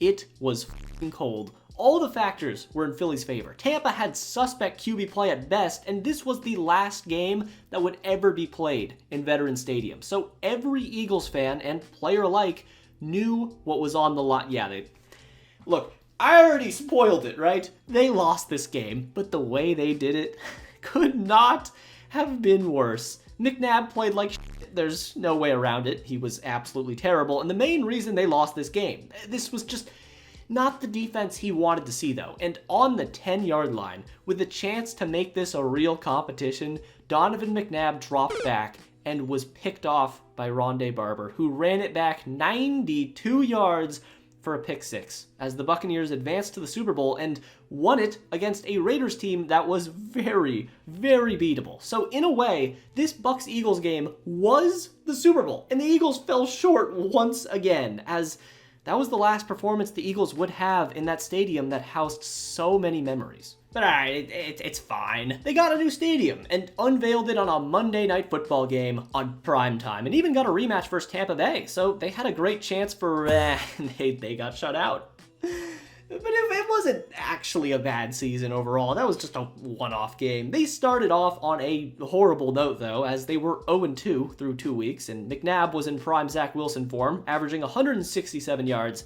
0 touchdowns, 1.5 picks, and a passer rating of 41.4, which led to ESPN analyst Rush Limbaugh saying that Donovan McNabb was overrated, and he always was, and the only reason people pretend that he's good at football is, well, he said some racist things and immediately was forced to resign. But this lit a fire under the Eagles, apparently, as they proceeded to win 11 of their next 12 games and once again had Super Bowl hopes. Except this team was just not as good as the year prior. A lot of that was due to, once again, a lack of firepower on offense. For some reason, they still just couldn't get weapons around McNabb, which got even worse when they lost running back Brian Westbrook, who was on a tear this season, to a tricep injury in the final week of the season. And in the divisional round, it took a 4th and 26 miracle to force overtime and a Brett Favre pick to beat the Packers. But in the NFC Championship game, again, they fell short again. This time it was just a slow and painful death as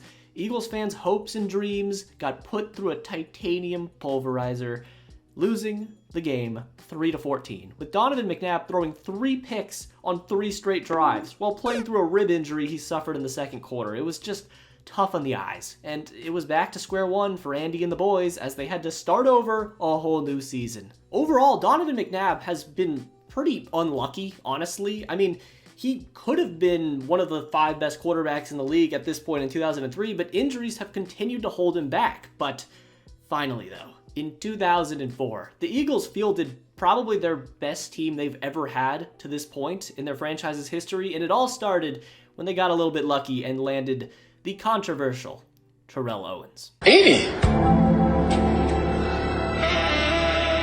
Hey there, Terrell. What are you doing here? Terrell, wait.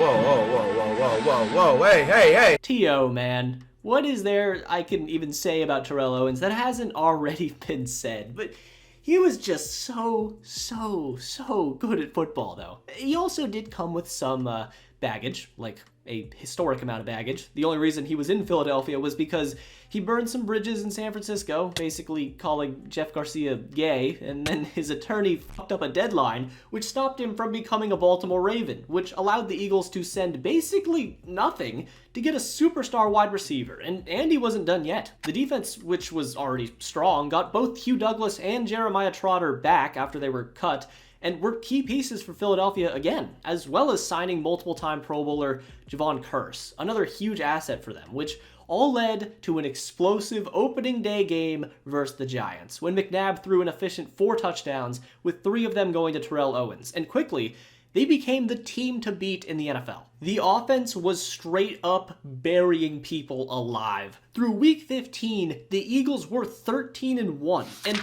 had a legitimate chance at going 15-1 too. This is one of the best regular season teams of all time. Donovan McNabb and Terrell Owens were the best quarterback to wide receiver combo in the NFL. And in any normal season, Donovan McNabb would have received more than a few MVP votes, as he had his best season as a player, going for near 4,000 yards, a passer rating of 104.7, filthy stuff, and became the first player in NFL history to throw for 30 touchdowns and under double-digit interceptions. But because Peyton Manning existed, he didn't even make the ballot. But still though, with McNabb, Westbrook, and Owens, the Eagles offense was averaging 27.4 points per game through week 14, while also having a defense allowing just 15 points per game. And even that number's inflated because of garbage time. Brian Dawkins also was having his best year as a pro. At the age of 31 somehow, he made an all-pro team alongside 9 other Eagles who made the Pro Bowl. They had everything. Who could stop them?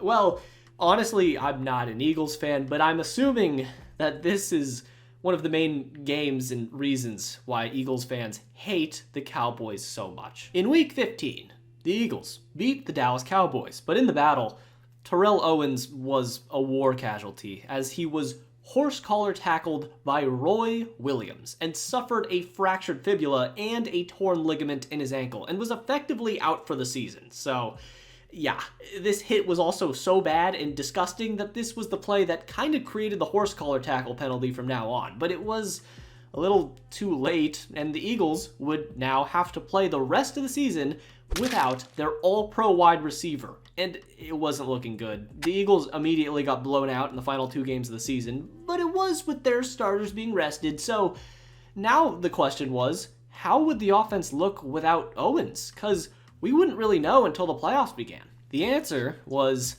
actually pretty good. Donovan McNabb was playing ruthlessly efficient football and was the best player on the field versus Minnesota in the divisional round, and then again in the NFC Championship game. The Eagles faced off against the Atlanta Falcons and Michael Vick, who at the time was perceived as the best quarterback the entire NFC had to offer, and the Eagles defense killed Vick that day and brought out Raw Mexico, as Vick could barely even muster 150 total yards, and the Eagles got their second blowout in a row.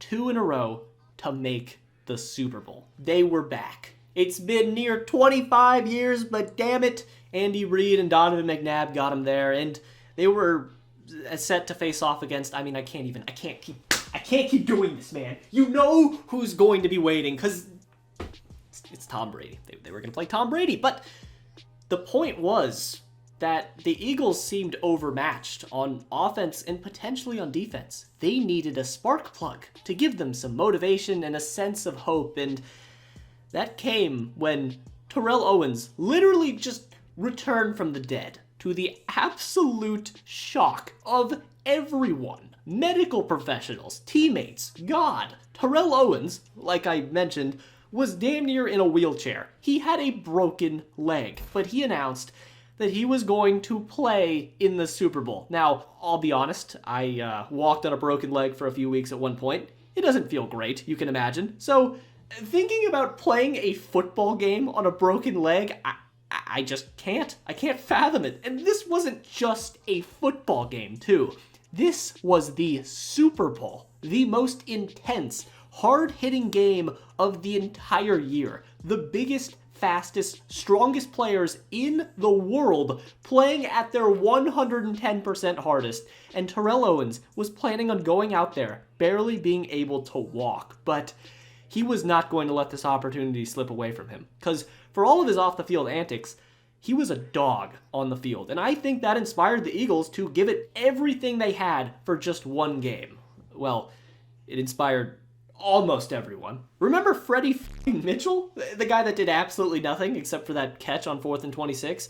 Well, he decided to come out of the shadows, emerging from the darkness, and thought it would be a great idea to piss off the Patriots, as he called Patriot safety Rodney Harrison a bum, which gave the Patriots, who were a potential dynasty at this point, even more fuel. Because clearly that's what Tom Brady needs, right? And after the game, even Bill Belichick said, yeah, Freddie Mitchell, he's just a waste of air, and was delighted to see him come into the game. But still, Philadelphia really, really, really, really had a chance to win this game. I don't want history to ever rewrite that narrative. The Eagles could have won. But it really sucks that this happened. Donovan McNabb just didn't play well enough to beat the New England Patriots at their peaks. The Eagles got crushed in the turnover battle, 4-1, and every single turnover just felt like a singular cannonball going into their ship. McNabb threw an awful red zone pick in the first quarter with a chance to take the lead. Then later on, LJ Smith fumbled, which stopped another potential scoring drive, and that was enough to open the window for New England, and they would close it forever. Once again, this was a team trying to become a dynasty, but they weren't yet. So the Eagles couldn't activate their dynasty-killing tendencies at this point. It was like they had the gun loaded and was ready to fire it, but some supernatural force just wouldn't let them taste victory yet. It wasn't time. It was not meant to be. And late in the fourth quarter, McNabb threw another pick down 10, and then on the final drive of the season for the Eagles, he threw his third pick of the game, and that was it. The Eagles lost the Super Bowl to the Patriots, and the aftermath of this game was ugly. You did it again, Tom. He's so mean.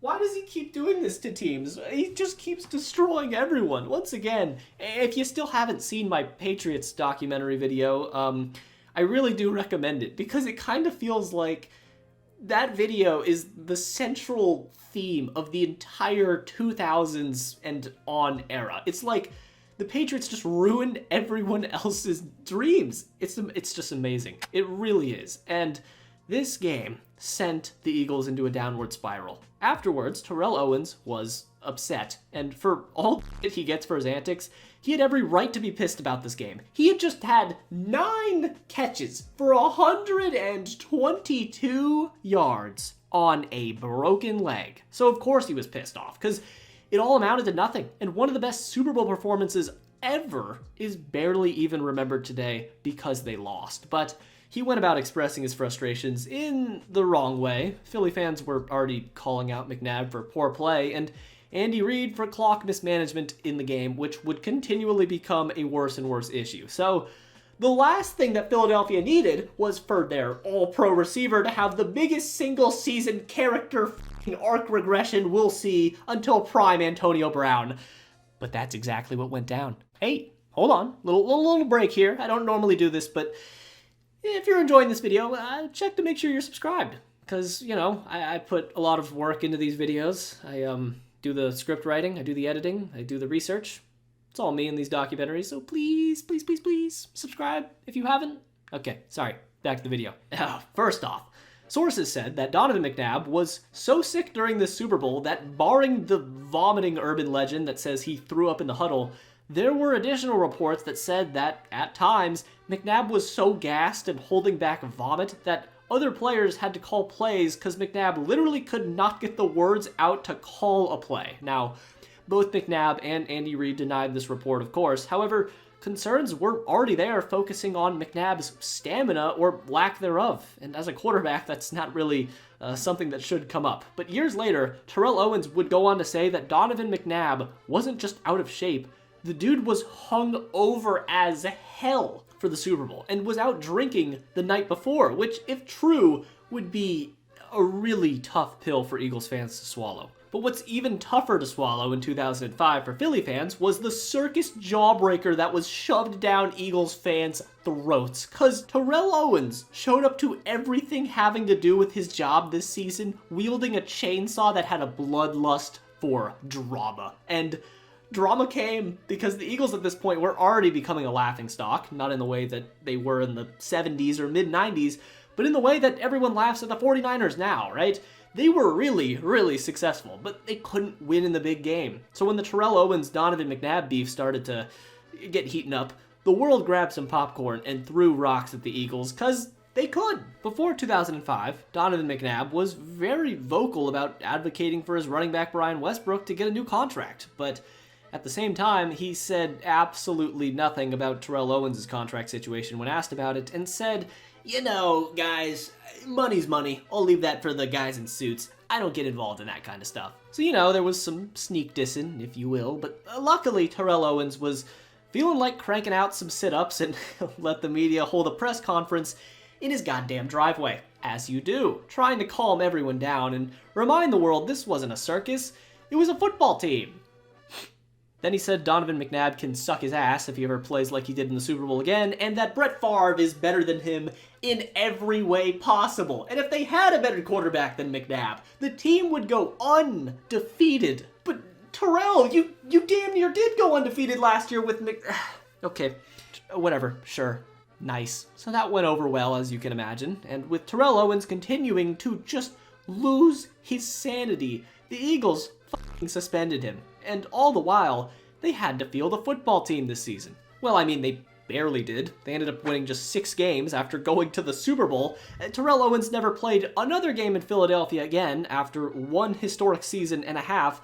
McNabb got injured, the defense wasn't enough, and although we didn't know it yet, this was the beginning of the end for the Andy Reid era in Philadelphia and Donovan McNabb as well. It did take a while to get there, but at the very least, the Donovan McNabb-Andy Reid pairing would never reach such highs again, and the next few years got sort of ugly. From 2006 to 2007, the offense regressed, and the defense continued to age. Following the 2007 season, Weapon X had already put together a Hall of Fame career, but he was coming onto his age 35 season. Still, somehow he played at a high level afterwards, but it was almost over, and Donovan McNabb continued to be plagued by injuries. He tore his ACL in 2006, and in his place, Andy Reid somehow got something out of Jeff Garcia, and the Eagles won a playoff game playing with house money basically. Then in 2007, with a healthy McNabb, there were murmurings of a return to form, but it just didn't happen. Brian Westbrook balled the fuck out and ran for 1,300 yards, but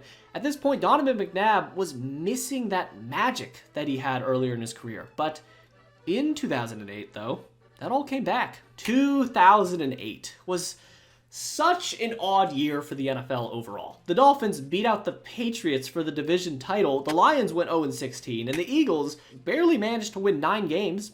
They weren't that good, but they still made the playoffs, and nobody was really sure who was even good this year, so who knew? Anything was possible. They still had McNabb, who at the age of 32 was still pretty damn good, and the emergence of young wide receiver Deshaun Jackson gave McNabb his best receiver he's had since Terrell Owens, and was playing this pretty close to elite football despite being benched earlier in the season. So it was all over the place. Regardless though, the Eagles beat a pretty bad Vikings team in the wild card, but then were set up to get demolished by the defending Super Bowl champion New York Giants, but that is not what happened. McNabb did enough, or at least more than Eli Manning. The Giants offense got creamed by Philly's defense as they managed to pick off Eli twice, while McNabb made plays when it mattered most, to send the Super Bowl champions packing. And now, we got one of the weirdest NFC Championship matchups ever. The Cardinals versus the Eagles. But unfortunately for McNabb, Arizona was quarterbacked by none other than Kurt Warner, the man who McNabb has fallen to twice in the playoffs alone, and a third time was about to follow. But once again, it didn't have to be this way, but Larry Fitzgerald had an axe to grind, and that medieval weapon just so happened to be aimed in the hole that was occupying the space where Philadelphia fans' hearts usually were. The Eagles allowed the third least passing yards in the entire NFL in 2008, and had an average opponent passer rating of 72.9. But in the first half, Kurt Warner and Larry Fitzgerald connected on 3 touchdowns, and were blowing the out of them up 24-6. Instantly fumbled to start the second half, and although they later on showed a pulse, hell, they even took a lead at one point, and it looked like magic was happening, but unfortunately for them, Larry Fitzgerald, and another touchdown and a defensive stop later ended it for good. They ran it back in 2009, but Andy Reid knew that the Donovan McNabb era was on its last leg, and they got rid of Brian Dawkins. He ended up going to Denver and somehow still played multiple great years for Denver, once again past the age of 36, but the Eagles needed another quarterback, and Andy Reid then made the most controversial decision of his entire career when the Philadelphia Eagles went out and signed the one and only Ron Mexico. To say that people weren't fans of the signing of Michael Vick would be, well, he killed dogs, so not ideal. But hey, he could throw a damn football, am I right? So let's overlook everything and let him make a few $1 million again. And after getting obliterated by the Cowboys in the wild card, the Eagles finally pulled the trigger and traded their franchise quarterback Donovan McNabb to Washington for some late round picks, with one of them becoming, well, we'll get there. So Michael Vick was all of a sudden the franchise quarterback in Philadelphia, despite literally just being in prison for a few years. Except, no, he wasn't. The Eagles wanted Kevin Cobb to be their starter for some reason, and that lasted all of 10 passes before he was hurt. And now, like it or not, all of a sudden, Vick was the guy in Philly. And at 30 years old, somehow, Michael Vick was absolutely sensational. Rolling and launching downfield for Deshaun Jackson, who accelerates on the opening play and all the way for a touchdown. Let me fanboy out for a second here. Oh my goodness. 2010 was honestly when my football conscious kind of started kicking in, and I'm telling you, LaShawn McCoy, Michael Vick, and Deshaun Jackson on one offense was must-see TV. Vick made the Pro Bowl, won Comeback Player of the Year, had the best game a quarterback can even have on primetime versus the Skins, and fun was injected back into Philadelphia, with another one of the best games in Eagles history happening in Week 15, down 31-10 with 8 minutes left in the fourth quarter. They were thoroughly, absolutely f***ed, but Michael Vick wasn't having any of that and managed to get the game tied at 31-all to force overtime. And with the Giants punt team on the field, all that Coughlin told punter Matt Dodge to do was kick the ball out of bounds. He didn't. The Eagles were literally the most dangerous team in the entire NFL. Nobody wanted the smoke from them. Andy Reid was still an amazing coach, at least offensively and schematically, and this offense could literally erupt for 50 at any time. And although the defense had fallen off, they could still be serviceable at times, but agony stayed a constant. And, you know, the Eagles might have been the second best team in the NFC this season, but they just so happened to run into the best team in the NFC, in the wild card, in Aaron Rodgers and the Green Bay Packers, who were f***ing up themselves. James Jones dropped a touchdown, Rodgers fumbled, and this was going to come down to the wire. Once again, this Packers team won the Super Bowl, but it took a dogfight to take down Philadelphia. But hold on, freeze it right there. This is the moment where everything could have changed for Philadelphia and for the league. If Deshaun Jackson doesn't get shoestring tackled right here, he likely houses this. Aaron Rodgers is then not a Super Bowl champion, and the Eagles possibly go on to win the Super Bowl. I know I'm making reaches here, but seriously, this Eagles team just had an aura to them. Instead, though, he's tackled, and Michael Vick throws a bad pick, and the Eagles lose again. All right, now, the death of the Andy Reid era came once and for all, and the name of the Reaper that would take down the coach of the most winning era in Eagles history was a nickname for the 2011 Eagles called the Dream Team. Given by quarterback Vince Young, who was not good at sports, this Eagles team was supposed to be special, but Andy Reid had himself a hell of an offseason. All he did was make oopsies. He signed Raiders cornerback Nnamdi Asomugha to a 5-year, $60 million contract with $25 million guaranteed, and he was cut after 2 seasons of nothing. He also then decided to draft 26-year-old Danny Watkins. Now, Andy Reid wasn't the only one making these decisions, but he was the oldest first-round pick at the time since damn near the merger, who quit football to become a firefighter. And then, the Land Walrus decided to anoint offensive line coach Juan Castillo to be the defensive coordinator, rather than his old linebackers coach from the Dawkins era of Philly football in Steve Spagnuolo.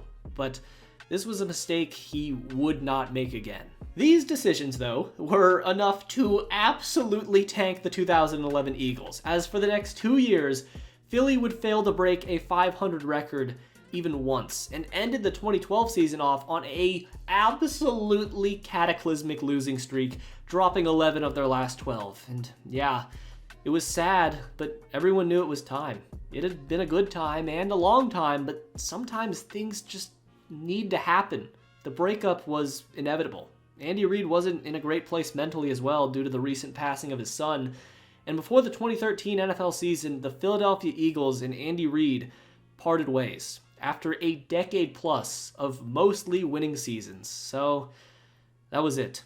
And here came Chip Kelly, bitches! Woo! The Chipster. Chip Kelly is a name that does not sit well with Eagles fans, but well, actually I won't say that. I guess once this video's over, you can be the judge if his era in Philadelphia was really that bad, because Philly fans nowadays will have you believing this man was the worst head coach this league has ever seen. A coach that was so bad he set the Eagles back 70 years and deserves to eternally suffer for his sins. Well, in his first season in Philadelphia, Chip Kelly was named the head coach and had most of the power over the football decisions. Early on, Howie Roseman was handling the draft for now, but eventually he would pretty much lose out on all of his power and was even forced to move into a different office. So Chip Kelly was the Eagles now. And how'd it go? Well, the 2013 Eagles were good. Nick Foles and Michael Vick had themselves a nice Western shootout for a quarterback battle, and Kelly named Foles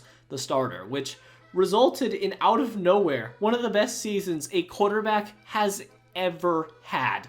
Nick Foles is I could make another documentary on just his career, but he is the anomaly of all anomalies in the history of this sport. 2013 Nick Foles, in year number 1 of Chip Kelly's fast-paced college-style offense, averaged 10.54 yards per attempt. The second most ever to this moment, behind 1943 Sid Luckman, and had a passer rating of 119.2 to end the season. That is the 5th best passer rating by any quarterback in any single season ever. 2013 Foles is literally next to the best seasons of Rodgers and Manning. Foles also has the 2nd best touchdown to interception ratio ever, going for 27 touchdowns on the year to just 2 picks. So, Chip Kelly at this point had Nick Foles looking like a superstar, and throw in Deshaun Jackson and LaShawn McCoy being a barbarian with 1,600 yards rushing, and that's how you get a team that from week 9 on had their lowest scoring game come in a win where they scored 24 points. That was the worst they did, including a week 17 win over Dallas to clinch the playoffs. So you can't really argue it, but the Chip Kelly era started out amazing. In the playoffs, though, once again, they ran into a better quarterback in Drew Brees, and after Nick Foles threw a pass to a receiver who dropped a massive ball in the playoffs versus the Saints, the Eagles lost on a last-second field goal 26-24. But okay, this was a pretty great season. They had another solid draft class. They now had Jason Kelce, Lane Johnson, and Jason Peters on the offensive line, along with McCoy, Jackson, and Foles, like I said. So, although on the inside people seemed a little bit upset with how Chip Kelly seemed to be overly controlling because he was coming from college, who cares? Bill Belichick was a little controlling too, and as long as he can win games and bring in talent, you can only complain so much. But Chip Kelly could not keep up this success. Before 2014, receiver Riley Cooper, who dropped that pass versus the Saints, decided to drop a racial slur as well. To which Chip Kelly turned around and handed him a 5-year, $25 million contract, despite being a replaceable third string. All right, Chip, there's a lot to unpack there, but given that the man is now my offensive coordinator, I'm gonna skip past that one. And Jesus, bro. Okay, Deshaun Jackson, though. Deshaun Jackson, the most dynamic receiver the Eagles have had for a century, was released in his prime due to character concerns, because during this time, Deshaun Jackson was rumored to be hanging out with gang members or something. I don't know, man. I'm kind of concerned about Chip Kelly's character, honestly. Regardless, though, they just straight up cut the man. They cut him. One of their franchise guys was gone for nothing in his prime, and even worse, he went to a divisional rival in Washington. Once again, though, I guess I have to give credit where credit's due. In 2014, the Eagles won 10 games, and this was in spite of Nick Foles going down with a season-ending injury. Now, Chip Kelly might have his own problems, but he is a smart football mind. He almost willed this team to the playoffs once again in spite of Mark Sanchez and his own tendencies. We should try chicken tenders. They're good. Philly's defense wasn't even that good, too. They just kept outscoring people and played bully ball with LaShawn McCoy, who was the perfect running back for the system. He was shifty, hard to tackle, a true workhorse, who was the guy you thought of when you thought of the Philadelphia Eagles. They traded him. They traded LaShawn McCoy for Kiko Alonso. Chip Kelly traded LaShawn fuck-ass McCoy, a top 3 running back in football, for a mid-linebacker coming off a serious leg injury. I don't know, man. They then went, oh shit, we don't have a running back. What do we do? And they signed DeMarco Murray from Dallas, who just came off a great year with them, but he did nothing at all. And for even stupider reasons, Kelly then just gave up on Nick Foles too, trading him away for Sam Bradford, making Foles a career backup now, and Bradford was the franchise quarterback. Or was he? Because reports suggest that behind all of this madness was a grand plan, a diabolical scheme to throw away the entire future. He said he was willing to give up anyone, multiple firsts and other draft picks to trade up in the 2015 draft and select Oregon's Marcus Mariota to be the franchise quarterback for Philly. And if you're sensing a pattern here, guess who Kiko Alonso and Marcus Mariota both played for in college? Kelly wanted his guys in and the other guys out. But Eagles fans avoided a disaster. If this trade went through, Philly would have sent like 4 firsts and their 2 best players for Marcus Mariota. But you know, Philly instead would have the elite services of their 2015 pick, Nelson Aguilar, an inspiration to baby catchers everywhere. And this all just burned the Eagles to the ground. Once again though, I will say, Philly won 7 games. Horrible for draft positioning, but like in 3 years on the job, Chip Kelly actually had a winning record. He went 26-21. Not saying he was a good coach, but it wasn't all negative. This man isn't even close to like Nathaniel Hackett or Josh McDaniels. It could have worked if he was just given less power, but that's not what happened. Following the destruction of multiple franchise cornerstones, losing the locker room, destroying the culture, and disassembling a playoff contender, Chip Kelly was fired following a loss to Deshaun Jackson and the Skins, which led to the biggest change the Eagles have had since Andy Reid joined them. And it's not a head coaching hire. It was the reintroduction of Howie Roseman. Once again, say what you want about Jeffrey Lurie as an owner, but even in his failures, he tried to shake things up, and he absolutely made the right decision, giving Howie control again. Howie Roseman had been with the team since 2000, slowly climbing his way up the corporate ladder, but because Reid and Kelly had so much power, at times he was merely an advisor and handled contract stuff. He didn't get to have a huge say in who they would bring in most of the time, but now he had the power once again. And with Sam Bradford shockingly not turning into anything, the 2016 draft looked like a real opportunity to get a quarterback. And so that's what the Eagles did, trading away a few picks, all of which the Browns completely fumbled, for the 2nd overall pick in the draft from Cleveland, and selected quarterback Carson Wentz, the most unfortunate player in recent history. Once again, regardless of how Eagles fans felt about Wentz, you have to respect this move from Roseman. They hired Doug Peterson too, a former player and gifted offensive mind, and along with offensive coordinator Frank Reich, the hope was these two could develop this relatively raw prospect in Wentz to become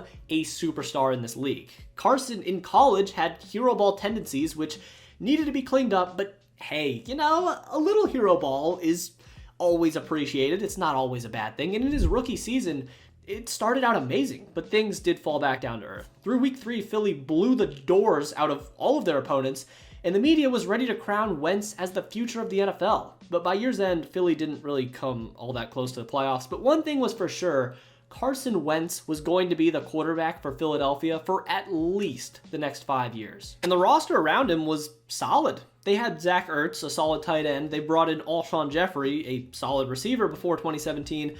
A strong running back by committee led by LeGarrette Blount. The best offensive line in football led by still top 2 linemen, Lane Johnson and Jason Kelsey. A defense that once again could step up and make plays when needed with Malcolm Jenkins, Fletcher Cox, Brandon Graham. They had a veteran presence to them is what I'm saying. And they also signed Nick Foles again. Don't ask why I'm mentioning this. So 2017 was expected to be yet another, hey, let's see how good this Carson Wentz kid is. If he takes a leap forward in this Peterson-Reich offense, then awesome. But if he doesn't, then it's fine. The NFC East is absolutely loaded this year, so we got time to see. Blitz. Wentz sees, spins away. What move? That's my fucking quarterback. Carson Wentz. Football. Oh, it took a fat minute, I'm not gonna lie, but, you know, Carson Wentz started cooking. Wentz was on a path to win the goddamn MVP. The Philadelphia Eagles had never had an MVP winner in the modern era. The Dutchman got that last one, but in the last 50 years, they've had no one. And it was looking like their sophomore quarterback was about to break that streak. He was special. Every week he showed that ridiculous athletic ability he had in college, combined with the it factor that Donovan McNabb and Randall Cunningham had, and from weeks 4 through 14, he averaged 250 yards, 3 touchdowns, 0.6 picks, and a passer rating of 107.6. If that doesn't scream MVP, I'm sorry. The brain rot's getting to you. And he was also doing this on the most surprising team in the league. So he had the narrative behind him too, except we all know what happened at this point, right? No need to sandbag here, but in week 14, the Eagles traveled to LA to play against the Rams. And the game was great. Both offenses were scoring at will, but on 1st and goal from the 3, the entire NFL world would be changed. And the Eagles franchise would also be changed forever when Carson Wentz scrambled and suffered a torn ACL, ending his season. But guess who came in the game? Nicholas Foles was back. This man who was cast away by Chip Kelly because he thought Sam Bradford had a fatter cock or something. I don't know. He was back in Philadelphia and was tasked with just keeping the ship afloat and not fucking everything up. Because this was Carson's team, not Foles's. It wasn't going to go well if he was just, tossing 40 passes a game, right? The system was unideal for Foles, as the Eagles' offensive output just completely plummeted for the final couple of games, even resulting in a close game with the Raiders. Yikes. And watching that game live, you couldn't come to any other conclusion other than, really? This is the number 1 seed? So the Eagles finished the season as the number 1 seed with 13 wins, but this team was looking like a freebie. Nick Foles in 2017? Are we joking here? Well, yeah, Nick Foles was actually once a good quarterback, and although he's prone to make mistakes, with a little bit of luck, who knows what can happen. And after playing a solid game versus the Falcons in the divisional round, the Eagles' playoff lives would come down to the defense. And it worked. 4 tries for Atlanta inside the 10-yard line against prime Julio Jones were all stopped. Something that is not easy at all, and the Eagles miraculously moved on. And this NFC Championship game was the textbook definition of a heavyweight classic. Keenum versus Foles. Oh, name a more iconic duo than that. I don't know, man. All of a sudden, the Eagles felt like, wait a minute, y'all really think we're going to lose again? We just beat the Falcons, who honestly were damn near better than the Vikings, and now we're still unfavored? As the Eagles then became the only number 1 seed at the time to be an underdog in both of their home playoff games. Though, odd makers might have been right. They just didn't account for one thing, and that was Nick Foles' penis, because it was more than semied for this game. He took 8 pills of Viagra, tucked it up, and served it to Minnesota raw for 60 minutes. I've never been more shocked by a single quarterbacking performance than this one. Nick Foles, under the most pressure he'd been in his entire career, played a perfect game. This was the best playoff game played by any Eagles quarterback ever. He went 26 for 33, 352 yards, 3 touchdowns, and a passer rating of 141.4. It's so stupid. They had Van Brocklin, McNabb, Cunningham, so many guys playing these big games, but it was Nick Foles who stepped up and won the game for the Eagles. A backup, a guy who was not even supposed to see the field for the Eagles ever again after Chip Kelly just tossed him away, was the guy who clinched another Super Bowl berth for the Eagles. I'm sorry, Tom. I'm really sorry, but the ritual has begun. This is where it all started. Finally, the powers that remained untapped for 50 years were acquired by Nicholas. The same dark warlock arts that handed Lombardi his worst loss were to be used again. The time had come. All that the ritual required was blood. Blood drawn by your enemy. And the Eagles had exactly that. The Patriots, if you remember, did beat the Eagles before in the Super Bowls. Just, making sure you remember, just in case you fell asleep for that part. And after that was added to the cauldron, the potion was given to Nick Foles. And it was time for battle. And what we got was a top 10 football game ever for me. Nick Foles versus Tom Brady. This is why football's so cool, man. A matchup like this can result in some of the best entertainment that has ever been made. These two went at it like Ali versus Tyson would have. It was just, you just need to watch the full game highlights. I can't even show all the highlights because I'm not trying to have this video full of blurs, but the Eagles were in control of this game. It's just, they ran into a very angry, very good Thomas Edward Patrick Brady, and a Patriots offense that in recent years admitted to taking inspiration from guess who? Chip Kelly. And after coming back from a 10-point deficit, because that's what he does, Thomas had the Patriots holding a small lead in a perfect position. All that needed to happen was for a top 5 defense in football to stop Nick Foles from going down. Flares out to the right, caught over the middle and into the end zone. Well, I'll be damned. He did it. 4th down conversion in the Super Bowl, the whole world watching, pressure's on, easy. Dot to Ertz. Easy touchdown. And now the Eagles had the lead in the Super Bowl with minutes remaining on the clock. The ritual seemed to be working. The dark energy oozed from Foles. And now it was up to the defense to make one more stop. One more defensive stop. And for the first time in franchise history, the Eagles could call themselves Super Bowl champions. And then, on the second play of the drive, Brandon Graham, a man who was once shopped around and considered a bust at one point, made the most iconic play in the 84 years of Eagles history. Strip, sack, game over. The Patriots got the ball back, couldn't do anything, and the Philadelphia Eagles defeated the Dynasty New England Patriots and won Super Bowl 52. They did it. They had a Super Bowl trophy, and what more was there even to say? This team proved everyone wrong and could have an entire 2-hour-long video made about just this season. Everyone was elated except for the man who was supposed to be their future. After the Super Bowl, Carson Wentz was somewhat bitter. That's probably not the right word, but scarily enough, he 100% said to Nick Foles that was going to be him next year.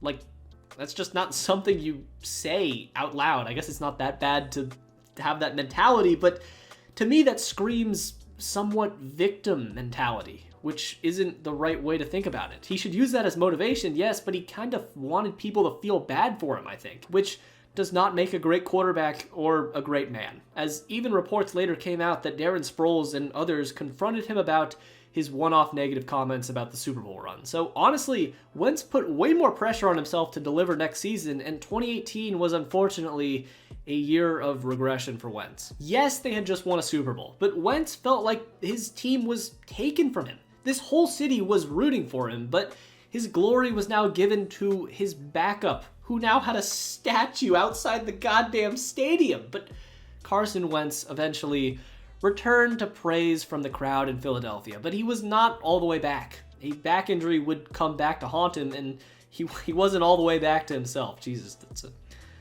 lot of backs. And Carson Wentz's worst nightmare would then come true. He was ruled out for the season again and had to watch from the sidelines as Nick Foles stepped in and got another chance to do what Carson Wentz swore he would do, and that was lead the Eagles on another run. And Nick Foles had the aura. Nobody wanted to see Nick Foles in the playoffs. This dude just outplayed a god-tier game from Tom Brady in the Super Bowl, but unfortunately, it didn't work out for the Eagles.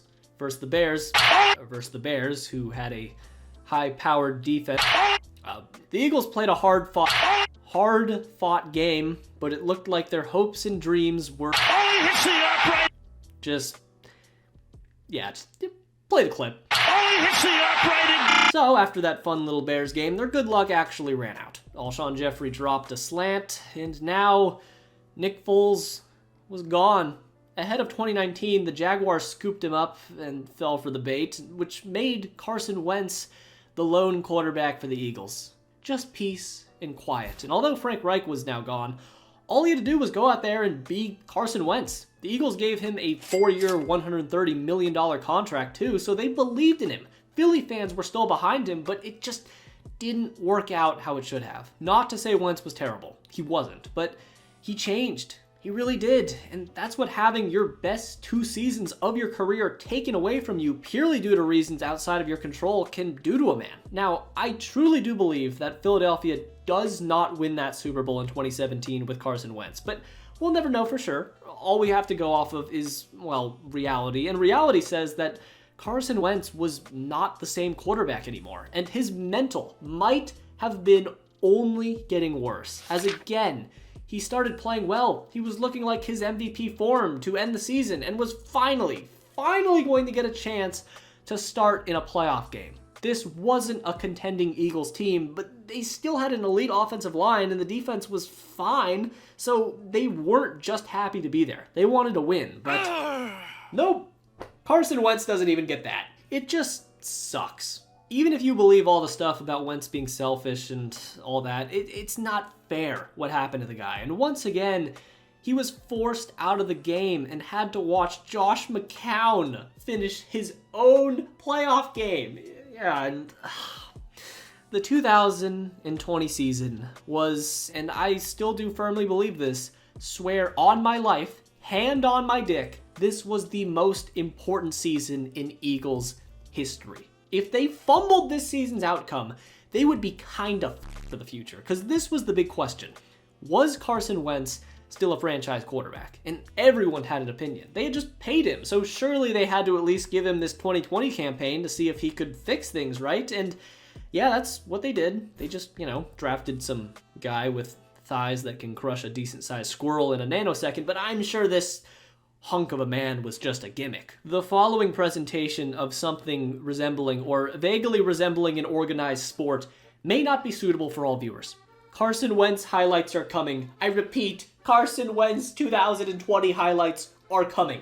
The dude was fried out of nowhere. I've never seen a quarterback degrade this much in my miserable existence. Carson Wentz finished the 2020 season with the third worst PFF grade in the entire NFL and managed to play himself out of not only his MVP form, but just being a starter was completely out of the equation, as his mechanics looked like poo. He played hero ball on every dropback damn near.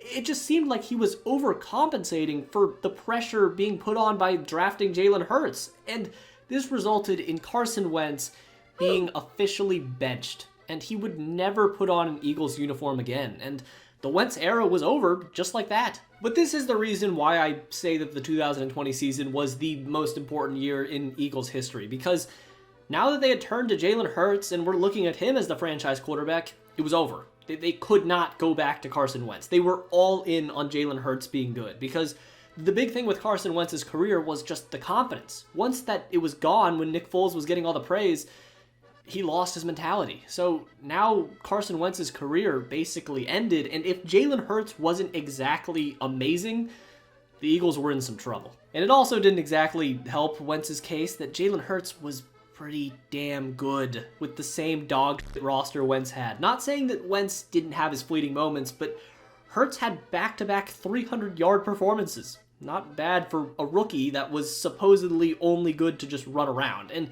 in the final week of the season, Jalen Hurts had a chance to lead a fourth-quarter comeback, but Doug Peterson saw the greater vision and actually went for the bit and carried out with the most blatant tanking you'll ever see, pulling Jalen Hurts from the game for Nate Sudfeld. And the Eagles lost the game, with Doug Peterson going to the media afterwards, facing the storm and promptly telling everyone, "Come on, guys, I was just goofing. Nate Sudfeld's got that unlocked potential in him, surely. And please give me another year, please." Yeah, they fired him. Come on now, Doug. You knew it was coming. And the Eagles' Super Bowl winning coach, their only Super Bowl winning coach ever to this point, was replaced with former Colts offensive coordinator Nick Sirianni, narrowly hiring world-renowned world-renowned terrorist Josh McDaniels. And his first press conference went great. Half of Philly wanted to skin Nick Sirianni, and the other half wanted to go to war for him, and he had yet to even coach a singular padded practice. So, if you haven't figured it out at this point, no. Philly fans have never changed even once. Also, I gotta say this. This might be some of the best general managing ever. Carson Wentz was traded to the Indianapolis Colts for honestly not an incredible haul, but after some flipping, and more flipping, and even more flipping, they pretty much turned Carson Wentz into all these players in this graphic, who will be instrumental in a few years. Now, it's not really fair because they used a lot of their own assets to get guys like Cooper DeJean and Jalen Carter, but you could argue this would not have been possible without this one little simple trade of a washed-up, confidence-drained quarterback that was born and destroyed in Philadelphia. Cool. All right. And I'll be honest, this 2021 campaign from Jalen Hurts was fine. It wasn't anything special, but the Eagles were beneficiaries to a pretty soft schedule as they literally did not beat a single good team all season. So yeah, if you can't play with the big boys, you can't beat the big boys. And the biggest boy, Thomas, Edward, Patrick, Brady, went out there and dominated the Eagles Jr.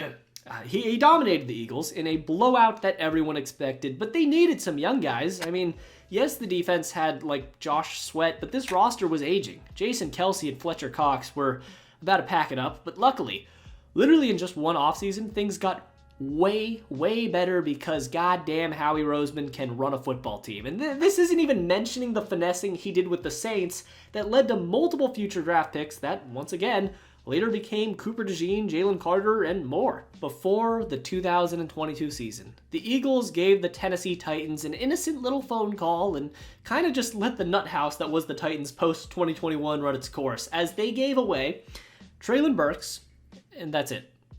I think he plays like gunner or something for the Titans. So after they finished that little trade, getting A.J. Brown for Treylon Burks, they also casually brought in James Bradbury, Hassan Reddick, and C.J. Gardner-Johnson. All players who in 1 year played at a Pro Bowl level or better for them. Seriously, this is how you build a football team. Take notes, rest of the NFL. This is how you general manage. The young talent still needed to be addressed eventually, but we'll get there when we get there. And literally in just week one, this 2022 Philadelphia Eagles roster looked like it might be their most talented ever. Going deep for A.J. Brown. He has got it. Touchdown, Philadelphia. They just straight up ripped through the NFL out of kind of nowhere. I mean, people thought they were going to be good, but not like this good. A.J. Brown and their first round pick, Devonta Smith, who they only got because of Doug Peterson's tank, so you know, it kind of worked, formed the NFL's most dangerous wide receiver duo. And they took the back seat to Jalen Hurts and the run game, which was all built around the best offensive line in football. Jordan Mailata, Jason Kelce, Landon Dickerson. I mean, come on. That is nearing Arby's levels of meat. And they promptly had the #1 ranked offensive line according to literally every metric, and even guided Miles Sanders to 1,000 yards. Remember when people thought that Miles Sanders was good? But they had one secret weapon under their belt that they've been getting ready to use all along, and it took the NFL by storm.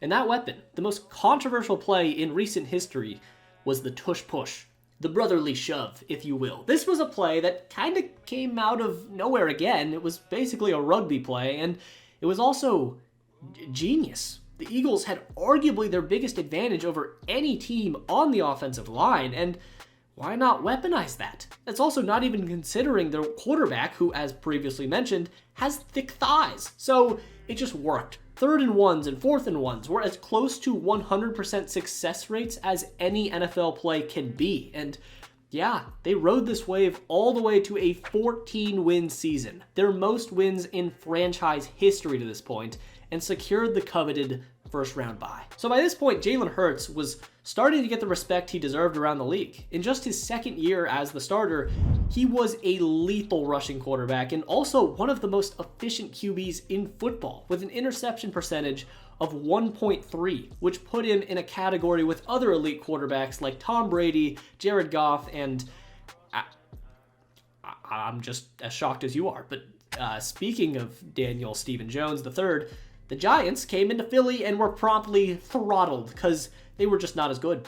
Crazy how that works, right? And then in the NFC Championship game, the Eagles faced their toughest task yet, the San Francisco 49ers, a team with Super Bowl DNA and the hottest team in the entire NFL, who were honestly the Super Bowl favorites at this point and hadn't lost a single game since Brock Purdy took over at quarterback. But, you know, big brain play here. Even if they don't lose with Brock Purdy out there, if he's not in the game, they can't win. A fake pressure coming. Purdy, deck, floating in the air is Is it picked? Great times, man. Great times. Hassan Reddick did the Lord's work. Josh Johnson touched grass in this game somehow, and the Eagles won both of their playoff games by a combined 55 total points. 2 games, not even close, and advanced to the Super Bowl. Again, versus Andy Reid, Steve Spagnuolo, and the Kansas City Chiefs. Oh no. So, we discussed that whole ritual thing, right? You know, it's cruel, but there is a requirement for blood to be shed on your end, forced by a team trying to become a dynasty. So, you know, although it did happen with the Patriots back in the day when they lost in 2004, but, you know, maybe this isn't like that. Maybe the Eagles can just go out there and win a game, and they don't need to be hurt first, but no. It happened again, but it honestly shouldn't have happened this way. Still, that's the thing. They should have won that first Patriots Super Bowl, but no, they did not, and this game was similar. Jalen Hurts played, still to this very day, the best game of his entire career. He did. Jalen Hurts was otherworldly. It's just Patrick Mahomes also played a great game, and he's pretty solid at this whole balls thing, but this resulted in an all-time Super Bowl. Both offenses were detonating on each other at any given time, and who could have guessed that the X factor for the Chiefs would be Kadarius Toney? Kadarius Toney was in takeover mode, and after he returned a punt inside the 10, the Chiefs scored, and now it was time for Jalen Hurts to answer with exactly a touchdown and 2-point conversion, or else the Eagles' season was over, and he showed up. Boom, laser, boom, dot. The Eagles went right down the field.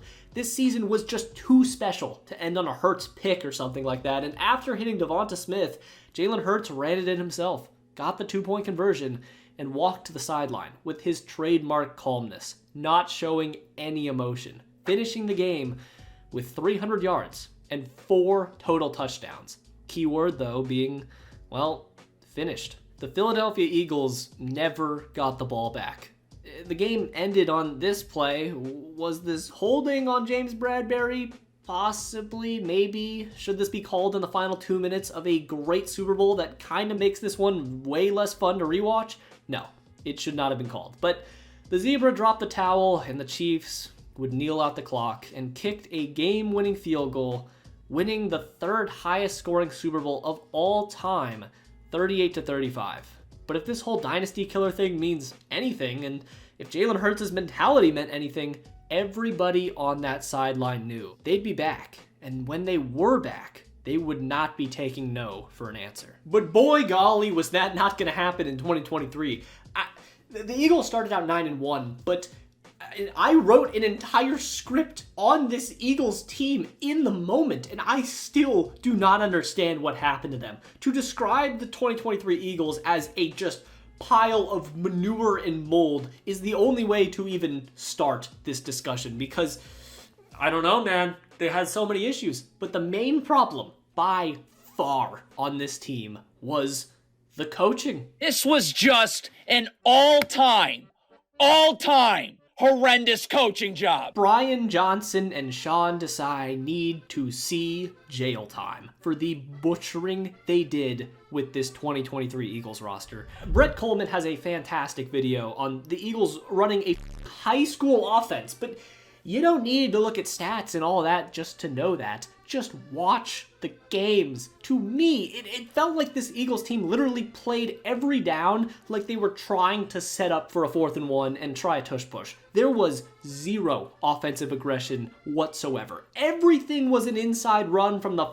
shotgun for reasons that no one will ever discover. I'm not sure you could run a more ineffective offense if you tried with this much talent. They wasted it all. Losing both offensive coordinator Shane Steichen and defensive coordinator Jonathan Gannon to head coaching jobs was rough, but the coaching issues went deeper. Nick Sirianni admitted the play calling was getting stale, and reports began to surface that he might have been losing the locker room.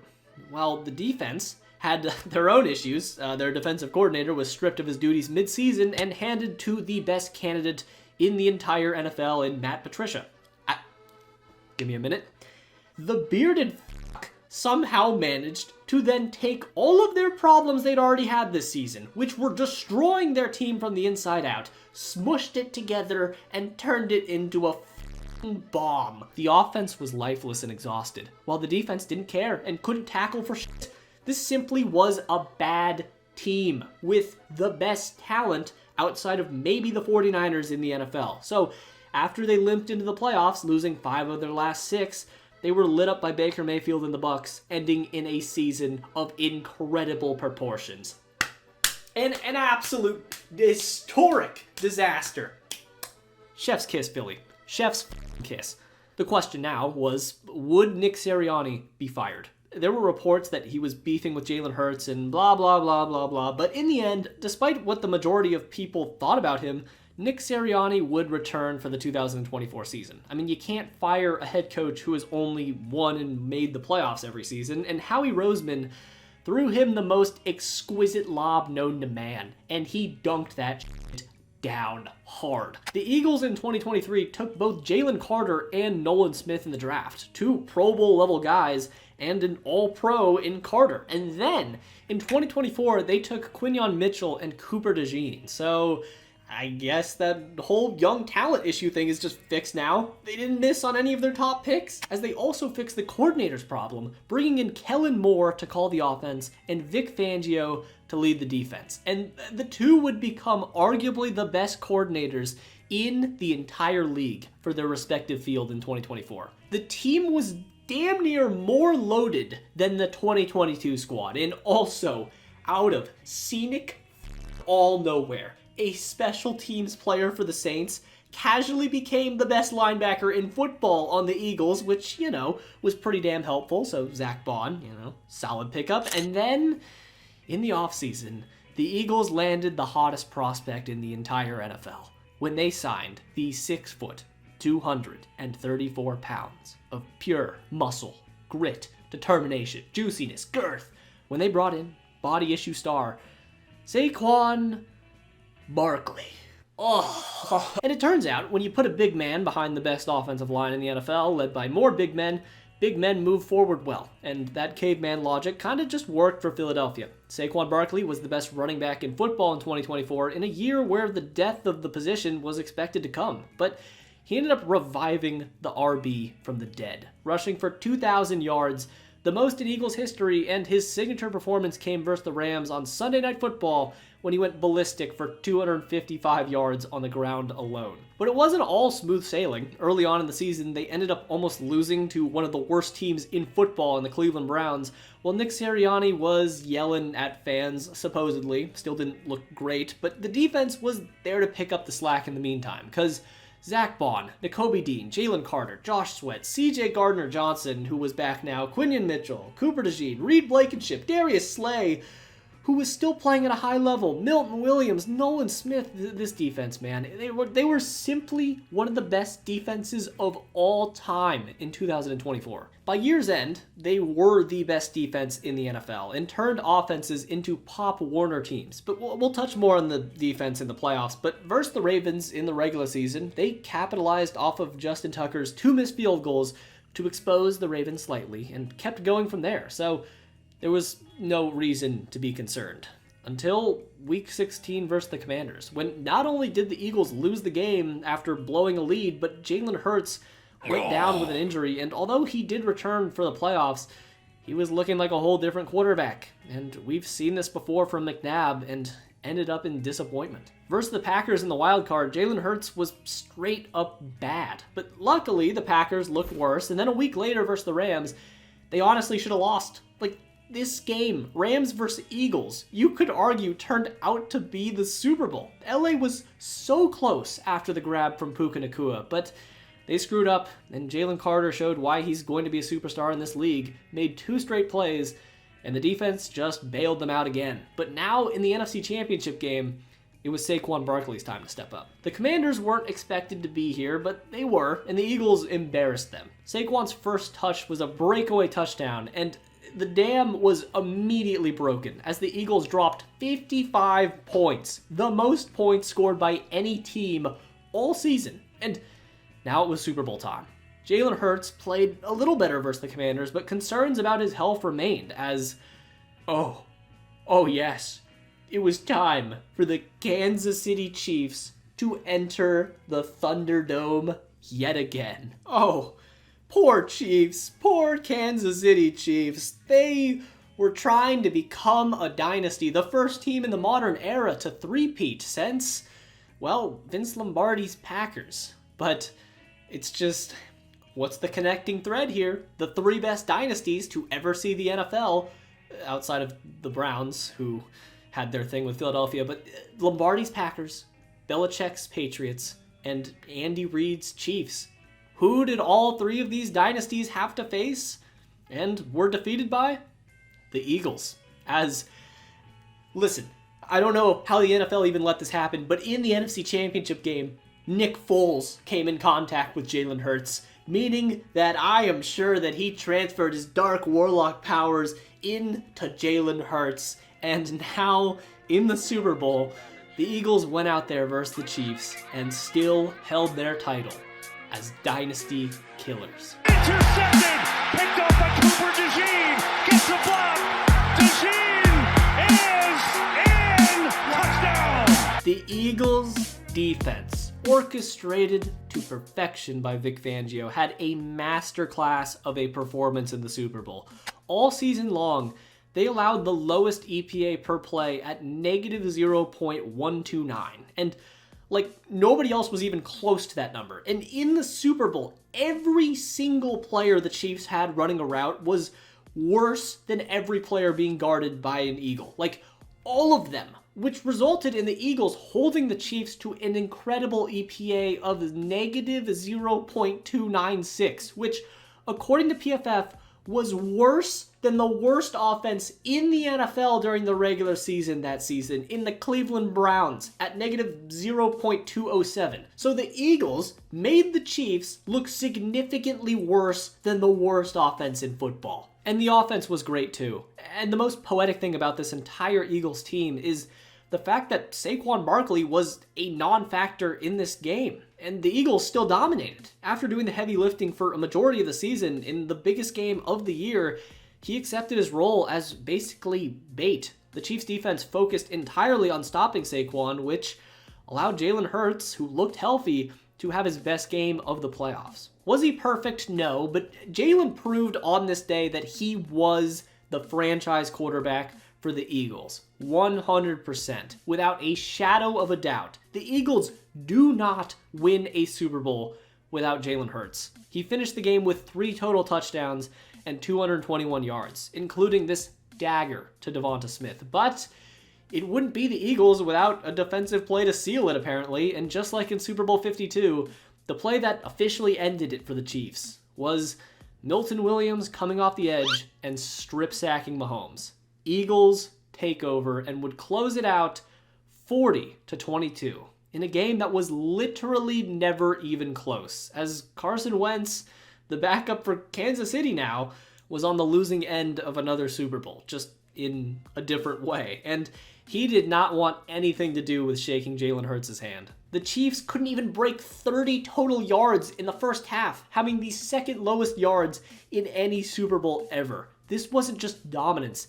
This was an embarrassment. And the Philadelphia Eagles were Super Bowl champions for the second time in the last 10 years, with a completely different core for the most part. But they proved everyone wrong again, just like they did back in the day. Nick Sirianni, Saquon Barkley, Jalen Hurts, Zach Bond, these were all guys that were counted out, but Howie Roseman assembled an actual super team and did it right. And now the question becomes, what's next? The Eagles, as of right now, are in prime position to repeat as Super Bowl champions, and they're opening as the favorites to do so, because, why not? Jalen Hurts is still great. They have amazing pieces on offense. The defense is honestly only going to get better, potentially, which is terrifying, and although losing Kellen Moore does suck, what are you going to do? There's a price to pay for success, and so that's it. I mean, remember, we started this journey back in the 1930s. We had to go through World War II, whatever the Steagles era was. We had the Chuck Bednarik era, the 1960 win over Lombardi and the Packers. We had the Dick Vermeil era, the Randall Cunningham era, the tragically short era of Reggie White and Jerome Brown, the McNabb and Andy Reid era, the Carson Wentz era, and now recently, the Jalen Hurts era. But throughout all of this, I mean, there wasn't a lot of pain, there was some, but the Eagles remained relatively successful. And one thing's for certain, that throughout this 100-year franchise, it's their fans.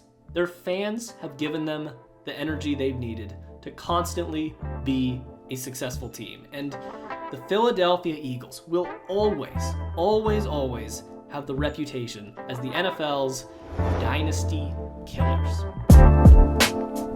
Anyways, if you like this video, please subscribe if you aren't already. I mean, this video, I hope you know, like, I'm the only person who does the editing for these documentaries and stuff like that. I do the script writing, the research. It's all me. It is a lot of work. So, I mean, I'd appreciate it if you'd subscribe. And if you did like this video, then watch this video I did a few weeks back on the St. Louis Rams / Los Angeles Rams and their entire weird franchise. It's pretty good, trust me. And thanks to all my patrons for pledging $1. It truly does mean a lot. Anyways, until next time.